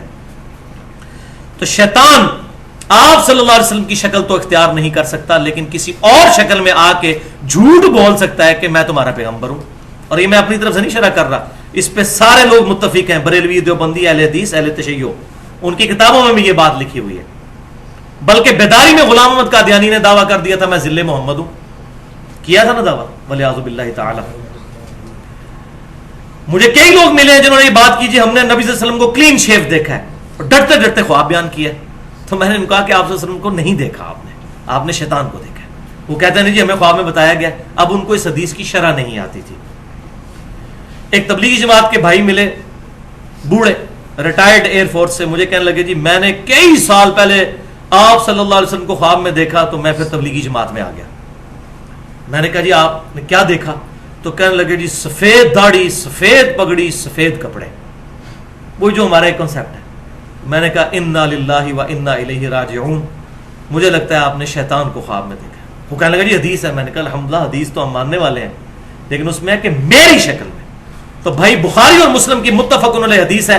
انس ابن مالک جنہوں نے 10 سال حضور کو وضو کروایا, وہ کہتے ہیں کہ وفات کے وقت اگر میں حضور صلی اللہ علیہ وسلم کے بال مبارک سر اور داڑھی کے ملا کے بھی گنتا تو 20 سے زیادہ سفید نہیں تھے. 20 سے زیادہ میرے سفید ہیں سر کے. اور حضور صلی اللہ علیہ وسلم کا معجزہ تھا کہ آپ کی داڑھی مبارک سیاہ تھی, صرف یہ کن پٹی پہ اکا دکا بال اور یہ بچی پہ, باقی پوری داڑھی مبارک کالی تھی. 20 سے زیادہ بال سفید نہیں. تو سفید داڑھی میں نبی صلی اللہ علیہ وسلم کو کیسے خواب میں دیکھ لیا؟ تو آپ صلی اللہ علیہ وسلم کو نہیں دیکھا. تو یہ میں جو کہہ رہا ہوں کہ یہ ہماری شرح نہیں, شروع سے صحیح بخاری میں جو شرح لکھی گئی سب سے بیسٹ, جس کو بریلوی, دیوبندی, اہل حدیث, اہل سنت کے روانے والے تینوں گروہ مانتے ہیں, فتح الباری ابن حجر اسقلانی رحمۃ اللہ علیہ المتوفى 852 ہجری, ان کی لکھی ہوئی ہے صحیح بخاری کی شرح. اس میں انہوں نے لکھا ابن سیرین رحمۃ اللہ علیہ کا قول صحیح سند کے ساتھ, کہ ان کو جب بھی کوئی آگے بتاتا تھا کہ میں نے نبی صلی اللہ علیہ وسلم کی خواب میں زیارت کی, تو کہتے تھے پہلے نشانیاں بتاؤ تم نے حضور کو کس طرح دیکھا. وہ کہتا تھا یہ دیکھا. اگر وہ نشانیاں احادیث کے ساتھ میچ کرتی تھی وہ توثیق کرتے تھے, اور اگر میچ نہیں کرتی تھی وہ کہتے تھے تم نے نبی صلی اللہ علیہ وسلم کو خواب میں نہیں دیکھا.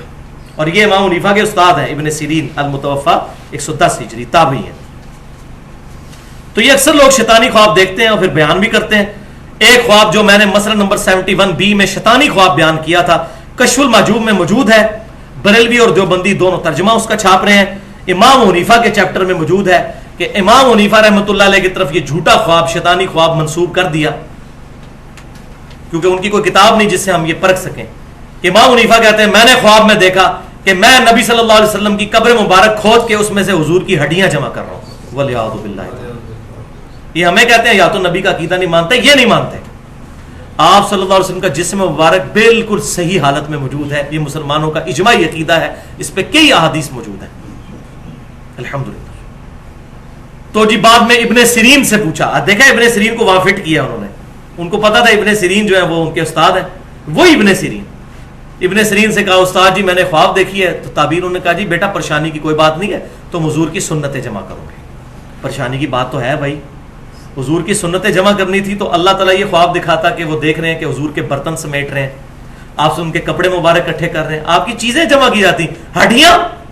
ولیعوذ باللہ تعالی, ولیعوذ باللہ تعالی. اس کے بعد میں کہتا ہوں جس میں ایمان کی اتنی سی بھی رتی موجود ہے نا, وہ کشف المحجوب کو نہیں چھاپے گا. اور جس کا مرشد نہ ہوئے وہ کتاب پڑھ لے, اے جناب پڑھے. جس کو مرشد نہ ملے وہ یہ کتاب پڑھ لے. اسی طریقے سے نور الدین زنگی والا واقعہ آپ نے اکثر سنا ہوگا. وہ یہودی تھے, نبی صلی اللہ علیہ وسلم کا جسم مبارک قبر سے نکالنا چاہتے تھے. تو آپ صلی اللہ علیہ وسلم نور الدین زنگی کو خواب میں آئے اور کہا کہ جی پہنچ. ولیعوذ باللہ تعالی. اگر یہی معاملات ہونے ہوتے بھائیوں, تو جب یزید نے مسجد نبوی میں 3 دن تک گھوڑے باندھے تھے اور وہ مسجد نبوی میں لید بھی کرتے رہے واقعہ حرہ کے دوران, اس وقت نبی صلی اللہ علیہ وسلم نے کسی کو کیوں نہیں بلایا؟ دنیا بقدر ایفٹ ہے. دنیا میں یزید کے دور کے اندر صحیح مسلم میں موجود ہے, خانہ کعبہ کو اس نے آگ بھی لگائی, شہید کر دیا. حجاج بن یوسف نے دوسری دفعہ کیا, لیکن وہ لشکر ابابیل والا ابراہ کے لیے آیا, ان کے لیے نہیں آیا. یہ اللہ کا معاملہ ہے کب یہ معاملات کرے. تو نبی صلی اللہ علیہ وسلم کے جسم مبارک کی حفاظت کے لیے آپ صلی اللہ علیہ وسلم کو کسی, تو آپ پھر اس میں یہ بول دوں ان کے والے عقیدے سے کہ حضور نے وہ امتیوں سے مدد مانگ لی تو امتی حضور کے مشکل کشا ہوئے, معاذ اللہ استغفر اللہ. تو یہ جھوٹا واقعہ, اس کی کوئی سند نہیں ہے. جس بندے نے واقعہ بیان کیا ہے سمہوتی نے, وہ 10ویں صدی ہجری کا بندہ ہے. 9ویں کے بالکل اینڈ پہ پیدا ہوا, 10ویں میں فوت ہوا 911 ہجری میں. اور اس نے جو یہ واقعہ بیان کیا وہ اپنے سے بھی تقریباً 300-400 سال پہلے کا واقعہ, اور سند کوئی بیان نہیں کیا, یہ بے سند واقعہ ہے. میں ساری جماعتوں کے ساتھ رہوں, سب لوگ تھوک کے حساب سے اس طرح کے خواب بیان کرتے ہیں. آپ دعوت اسلامی میں یہ سبز پگڑیوں والی جماعت میں چلے جائیں, انہوں نے پوری کتابیں چھاپی ہوئی ہیں دعوت اسلامی کی بہاریں. اس میں اتنے واقعات ہیں کہ جی نبی صلی اللہ علیہ وسلم ملتان اجتماع میں آئے اور ساروں کے لیے بشارت فرمائی کہ سب بخشے گئے جتنے اجتماع میں آئے, اور سارے کہتے ہیں سبحان اللہ. ٹھیک ہے جی. اچھا, تذکرہ صدر الشریعہ مفتی امجد علی صاحب کے اوپر ایک کتاب لکھی ہے الیاس قادری صاحب نے, جنہوں نے بہار شریعت لکھی. مفتی امجد علی احمد بریلوی صاحب کے خلیفہ, ان پر لکھی ہے کہ ان کے اس کتاب کے اندر ایک بزرگ کا واقعہ لکھا کہ وہ بزرگ بیمار ہو گئے تو 40 دن تک حضور صلی اللہ علیہ وسلم اس بزرگ کی شکل میں آ کے ان کے شاگردوں کو جو ہے وہ پڑھاتے رہے. یعنی اب حضور کہہ رہے ہیں میری شکل میں شیطان نہیں آ سکتا، اس بزرگ کی شکل میں جب آئیں گے، نبی صلی اللہ علیہ وسلم کی شکل مبارک سے بڑھ کے کس کی شکل خوبصورت ہو سکتی ہے؟ وہ کسی امتی کی شکل میں آئیں گے، وہ شیطان ہی آیا تھا اصل میں، اگر آیا تھا تو اس قسم کے واقعات لکھتے ہیں. اس کو وہ کہتے ہیں جی دعوت اسلامی کی بہار ہے. بالکل اسی طریقے سے ہمارے تبلیغی جماعت کے بھائی جو ہیں، رائمنڈ والی جو پارٹی ہے، وہ بھی اس طرح کے واقعات، اس کو کارگزاری کا نام، جی جماعت آئی کارگزاری سنیں. اور ان کے عام آدمی کو کہتے ہیں جی ہمارے بزرگوں نے منع کیا، حاجی عبد الوہاب صاحب منع کرتے ہیں، حضرات منع فرماتے ہیں. لیکن حضرات کو یہ حاجی عبد الوہاب صاحب تو یہ نبی صلی اللہ علیہ وسلم کے مشورے سے سارا کام لے کے چل رہے ہیں. یہ کمرہ ہے جہاں نبی صلی اللہ علیہ وسلم تشریف لاتے ہیں رائے میں. ٹھیک ہے، شکر ہے میں نے اس کمرے کی زیارت نہیں کی، مجھے بڑا شوق تھا اس وقت، میں بھی تبلیغی جماعت میں تھا، لیکن بڑا رش تھا، میں جا نہیں سکا اس کمرے تک. تو یہ یہاں نبی صلی اللہ علیہ وسلم آتے ہیں، تشریف لاتے ہیں، اور یہ حاجی عبد الوہاب صاحب ان کے مشورے سے یہ سارا جماعت کا کام لے کر چل رہے ہیں. تو یہ وہ بھی بیان کرتے ہیں. اور طاہر القادری صاحب کا خواب تو ماشاءاللہ انٹرنیٹ کے اوپر موجود ہے. انہوں نے یہاں تک کہہ دیا کہ جی نبی صلی اللہ علیہ وسلم نے واپسی پہ مدینہ شریف جانے کے لیے مجھ سے ٹکٹ مانگا، اور ٹیکسی کا کرایہ بھی یہاں پر پھرنے کے لیے مجھ سے مانگا. اور پھر وہ کہتے ہیں جی میں نے خواب دیکھا ہے، اللہ کی قسم میں جھوٹ نہیں بولتا. اور میں طاہر القادری صاحب، الیاس قادری صاحب، حاجی عبد الوہاب صاحب، ان سارے بزرگوں کی 100% تصدیق کرتا ہوں کہ واقعی یہ خواب دیکھتے ہیں. اور یہ میں وہ شرح صدر جو مجھے ہوا ہے وہ میں بیان کرنے لگا ہوں. یہ بالکل صحیح کہتے ہیں، یہ جھوٹ نہیں کہتے، ان کو خواب آتے ہیں. دماغ خراب ہے کسی کا خواب بیان کرے اس طرح. تو یہ ٹروتھ بھی میں ریویل کر دیتا ہوں کہ اصل میں شیطان ان کے ساتھ کھیل رہا ہوتا ہے. اب آپ کو بات سمجھ آئے گی، شیطان میری شکل میں نہیں آ سکتا، کسی اور شکل میں آئے گا اور ان کو اس قسم کے خواب دلائے جائیں گے. اور اگر کوئی کہتا ہے جی نہیں نہیں یہ رحمانی خواب ہیں اور نبی صلی اللہ علیہ وسلم تو خواب میں آتے ہی آتے ہیں، تو پھر میں وہی علمی جواب اور پھکی والا جواب دوں گا جو میں پہلے دے چکا، کہ پھر سنن دارقطنی میں انٹرنیشنل نمبر کے مطابق 1135 نمبر حدیث ہے. امام دارقطنی نے اپنے استاد ابو جعفر احمد بن اسحاق سے نقل کیا کہ وہ کہتے ہیں کہ میں بھی پہلے خود کوفیوں کے مذہب پہ تھا اور رفع الیدین کا قائل نہیں تھا. پھر میں نے نبی صلی اللہ علیہ وسلم کو خواب میں دیکھا کہ آپ صلی اللہ علیہ وسلم نے نماز شروع کرتے وقت رفع الیدین کیا، رکوع میں جاتے وقت کیا اور رکوع سے اٹھتے وقت. تو میرے موقف جو ہے اس معاملے میں پھر چینج ہو گیا، اس میں امپلائڈ ہے یہ بات. تو یہ پھر کہیں کہ یہ خواب ہے تو آپ بھی سب کے سب رفع الیدین شروع کر دیں. اتنے بڑے بزرگ کا خواب ہے، اور یہ بزرگ کوئی آج کے نہیں ہے، 900 1000 سال پرانے بزرگ ہیں، یہ 1000 سال پرانے بزرگ. تو خواب مانے پھر کہیں گے نہیں ہم اپنے بزرگوں کا ہی خواب مانتے ہیں. تو یہ اپنے بزرگوں کے خواب کیا بیداری میں ان کے معاملات مانتے ہیں. اور اس حد تک یہ آخر کے لیے میں نے واقعہ رکھا تھا جو مشہور ہے، ہمارا جو ریسرچ پیپر ہے رسول اللہ کی آخری وصیتیں صلی اللہ علیہ وسلم، ریسرچ پیپر نمبر 1، اس پہ بھی میں نے یہ واقعہ ڈالا ہے. یہ میں اینڈ پہ بیان کر دیتا ہوں. فضائل اعمال کے اندر جو چیپٹر الگ سے فضائل درود اور فضائل حج چھپا ہوا ہے. فضائل حج جو رائے ونڈ سے کتب خانہ فیضی سے شائع ہوتی ہے لاہور سے، واقعہ نمبر 12 صفحہ 166. اور الیاس قادری صاحب جو دعوت اسلامی کو لے کے چل رہے ہیں، ان کی فضائل سنت کا چیپٹر ہے مصافہ اور معانقہ کی سنتیں اور آداب، اور اس کا صفحہ ہے 654. یہ پرانی فضائل سنت، نئی والے کا مجھے صفحہ نہیں پتا، یہ پرانی جو میرے پاس پڑی ہے جس سے میں بھی 10 سال تک درس دیتا رہا. اس میں واقعہ نقل کرتے ہیں فضائل اعمال میں بھی فضائل سنت میں بھی کہ 555 ہجری میں نبی صلی اللہ علیہ وسلم کی وفات کے 550 سال کے بعد شیخ احمد رفائی قبر رسول پر حاضر ہوئے اور عربی کے اشعار پڑھے جن کا ترجمہ کچھ یوں تھا کہ اے اللہ کے رسول، جب تک میں مصر میں تھا صلی اللہ علیہ وسلم تو میری روح آ کر آستانہ اقدس پہ حاضری دیتی تھی. اب یہ پتہ نہیں کون سی روح ہے جو جسم سے نکل کے وہاں پہنچتی پھر واپس چلی جاتی ہے. اب میں خود آیا ہوں، آپ صلی اللہ علیہ وسلم اپنا ہاتھ مبارک قبر سے باہر نکالیے، میں اس کو بوسہ دینا چاہتا ہوں. تو شیخ زکریا صاحب لکھتے ہیں 90,000 لوگوں کی موجودگی میں، یعنی بیداری میں.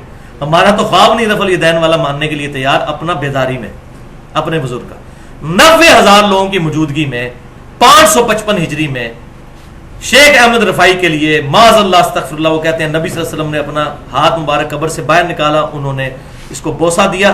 اور اس منظر کو دیکھنے والوں میں شیخ عبد القادر جیلانی کا نام بھی ذکر کیا جاتا ہے تاکہ ساری سہم جائیں کہ اتنے بڑے بزرگ نے یہ دیکھا ہے تو پھر کوئی صحیح ہوگا. ان کا نام ویسے ہی ٹھوپ دیا کہ سارے سہم جائیں کہ شیخ عبد القادر جیلانی وہ 11ویں سرکار، تاکہ وہ انکار کر ہی نہ سکے. اور بھائی کس نے دیکھا اور کہاں ہوا؟ یہ 555 ہجری، آج 1434 ہجری ہے، یہ 900 سال پہلے کا واقعہ ہے. آج سے 90 سال پہلے بھی، 900 سال تو بڑی دور کی بات ہے، آج سے 90 سال پہلے بھی مسجد نبی میں 90,000 کا مجمع نہیں آتا تھا. یہ تو شافعات کی توسیع کے بعد اب 4-5 लाख तक लोग आते हैं। और ये तो एयर ट्रैवलिंग की वजह से हज ज्यादा लोगों ने करना शुरू किया, वरना एवरेज 1-1.5 लाख बंदा हज के लिए जाता था बमुश्किल। अब ये 40 लाख तक, ये तो बोइंग 747 की जो परवाजें 71-72 में 1971 से शुरू हुई हैं, उसकी वजह से ये कसरत के साथ लोग आना शुरू हुए हैं। और आज 2013 में 40-50 लाख तक, 5 मिलियन तक ये बात पहुंच चुकी है। तो चोर अपनी लंगोटी छोड़ जाता है। ये गलती होगी कि 90,000 लिख दिया, 9,000 लिख देते तो कोई शायद मामला सीधा हो जाता, लेकिन ये मामला फिर भी ज़ाहिर है इसकी सनद कोई नहीं है, ये झूठा ख्वाब है जो बयान किया गया। तो मैं ये पूछता हूं कि सैयदा फातिमा जो हुजूर की वफात के बाद किसी ने उनको हंसते हुए नहीं देखा, उन्होंने तो कभी नबी सल्लल्लाहु अलैहि वसल्लम की बेदारी में ज़ियारत नहीं। कोई ज़ईफ रवायत बता दे किसी एक सहाबी के बारे में कि हुजूर सल्लल्लाहु अलैहि वसल्लम से उन्होंने बेदारी में मुलाकात की हो। और सैयदा आयशा तो उसी कब्र मुबारक वाले हुजरे के साथ एक कमरे में 47 साल तक, 47 ईयर्स तक रही, हत्ता कि जब उनको इज्तिहादी गलती के तौर पर लोगों ने उकसा के जंग जमल के लिए निकाल दिया, इरादा तो उनका जंग का नहीं था, बहरहाल उसका अंजाम बड़ा बुरा हुआ। और हज़रत आयशा पूरी जिंदगी रोती थी उस मामले पर। इसमें मेरा पूरा लेक्चर भी मौजूद है, मसला नंबर 55B के नाम से, हदीस क़िरतास के ऊपर, उसमें मैंने कुछ चीज़ें बयान भी की हैं। सैयदा आयशा को हुजूर सल्लल्लाहु अलैहि वसल्लम ने कब्र मुबारक से हाथ निकाल कर नहीं रोका कि आयशा मत जाओ। बाद में जो उन्होंने रोना था उसी वक्त रोक लेते। हज़रत आयशा ने कभी नहीं कहा मेरी मुलाकात हुई, हुजूर की लाडली बीवी थी रज़ियल्लाहु ताला अन्हा। हमारा अकीदा क्या है? अल्हम्दुलिल्लाह वो है सही बुखारी में इंटरनेशनल नंबरिंग के मुताबिक 1010 नंबर हदीस किताबुल इस्तिस्का चैप्टर में, जो मैंने उसी रसूलुल्लाह की आखिरी वसीयतों वाले रिसर्च पेपर पे भी डाली हुई है कि सैयदना उमर फारूक रज़ियल्लाहु ताला अन्हु के मुबारक दौर में जब कभी कहत पड़ जाता तो अब्बास इब्ने अब्दुल मुत्तलिब को वो लेकर आते, अल्लाह की हुजूर पेश करते और कहते ऐ अल्लाह, जब तक तेरे महबूब सल्लल्लाहु अलैहि वसल्लम हम में मौजूद थे हम उनके जरिए से तेरी तरफ तवस्सुल इख्तियार करते थे, यानी उनकी दुआ की बरकत से तू हम पर बारिश नाजिल फरमा देता था। अब तेरे नबी की वफात के बाद उनके चचा को लेकर आए हैं। अनस इब्ने मालिक कहते हैं उनकी दुआ की बरकत से अल्लाह ताला बारिश नजर फरमा देता। तो सैयदना उमर कब्र रसूल पर जाकर नबी सल्लल्लाहु अलैहि वसल्लम से नहीं मांगते थे। और वो बुखारी की उस हदीस के रावी भी हजरत उमर हैं जो एक सफर के दौरान पानी कम पड़ गया तो सैयदना उमर के मशवरे से हुजूर सल्लल्लाहु अलैहि वसल्लम ने अपना मुबारक हाथ एक पानी के प्याले में रखा और पानी के चश्मे जारी हुए और हजारों सहाबा ने उस प्याले में से पानी पिया। तो हजरत उमर कह सकते थे या रसूलुल्लाह सल्लल्लाहु अलैहि वसल्लम आप सल्लल्लाहु अलैहि वसल्लम बरज़गी हयात के साथ तो जिंदा है, हमारा भी अल्हम्दुलिल्लाह ये अकीदा है, लेकिन उनको पता था कि दुनियावी हयात नहीं, हमारी कम्युनिकेशन नहीं हो सकती, तो आप अपना हाथ मुबारक कब्र से बाहर निकाले या प्याला लेके आए, लोग प्यासे मर रहे हैं, ये नहीं उन्होंने किया। ये है हमारा अकीदा। और इस पर मेरी डिटेल के साथ गुफ्तगू भी मौजूद है, मसल नंबर 43 के नाम से तवस्सुल और वसीला के सही अहकाम व मसाइल ahlusunnatpar.com पर 1.5 घंटे की गुफ्तगू है। अल्लाह ताला से दुआ है जो हक बात मैंने आज कही हमारे दिलों में रासिक फरमाए। अगर जज्बात में मेरे मुंह से कोई गलत बात निकल गई तो अल्लाह ताला हमारे दिलों से माफ कर दे, हमें किताब व सुन्नत की तालीमात पर अमल करके दूसरे भाइयों तक पहुंचाने की तौफीक अता फरमाए। सुब्हानक अल्लाहुम्मा व बिहम्दिका अशहदु अल्ला इलाहा इल्ला अंता अस्तगफिरुका व अतूबु इलैक व मा अलैना इल्लल बलागुल मुबीन।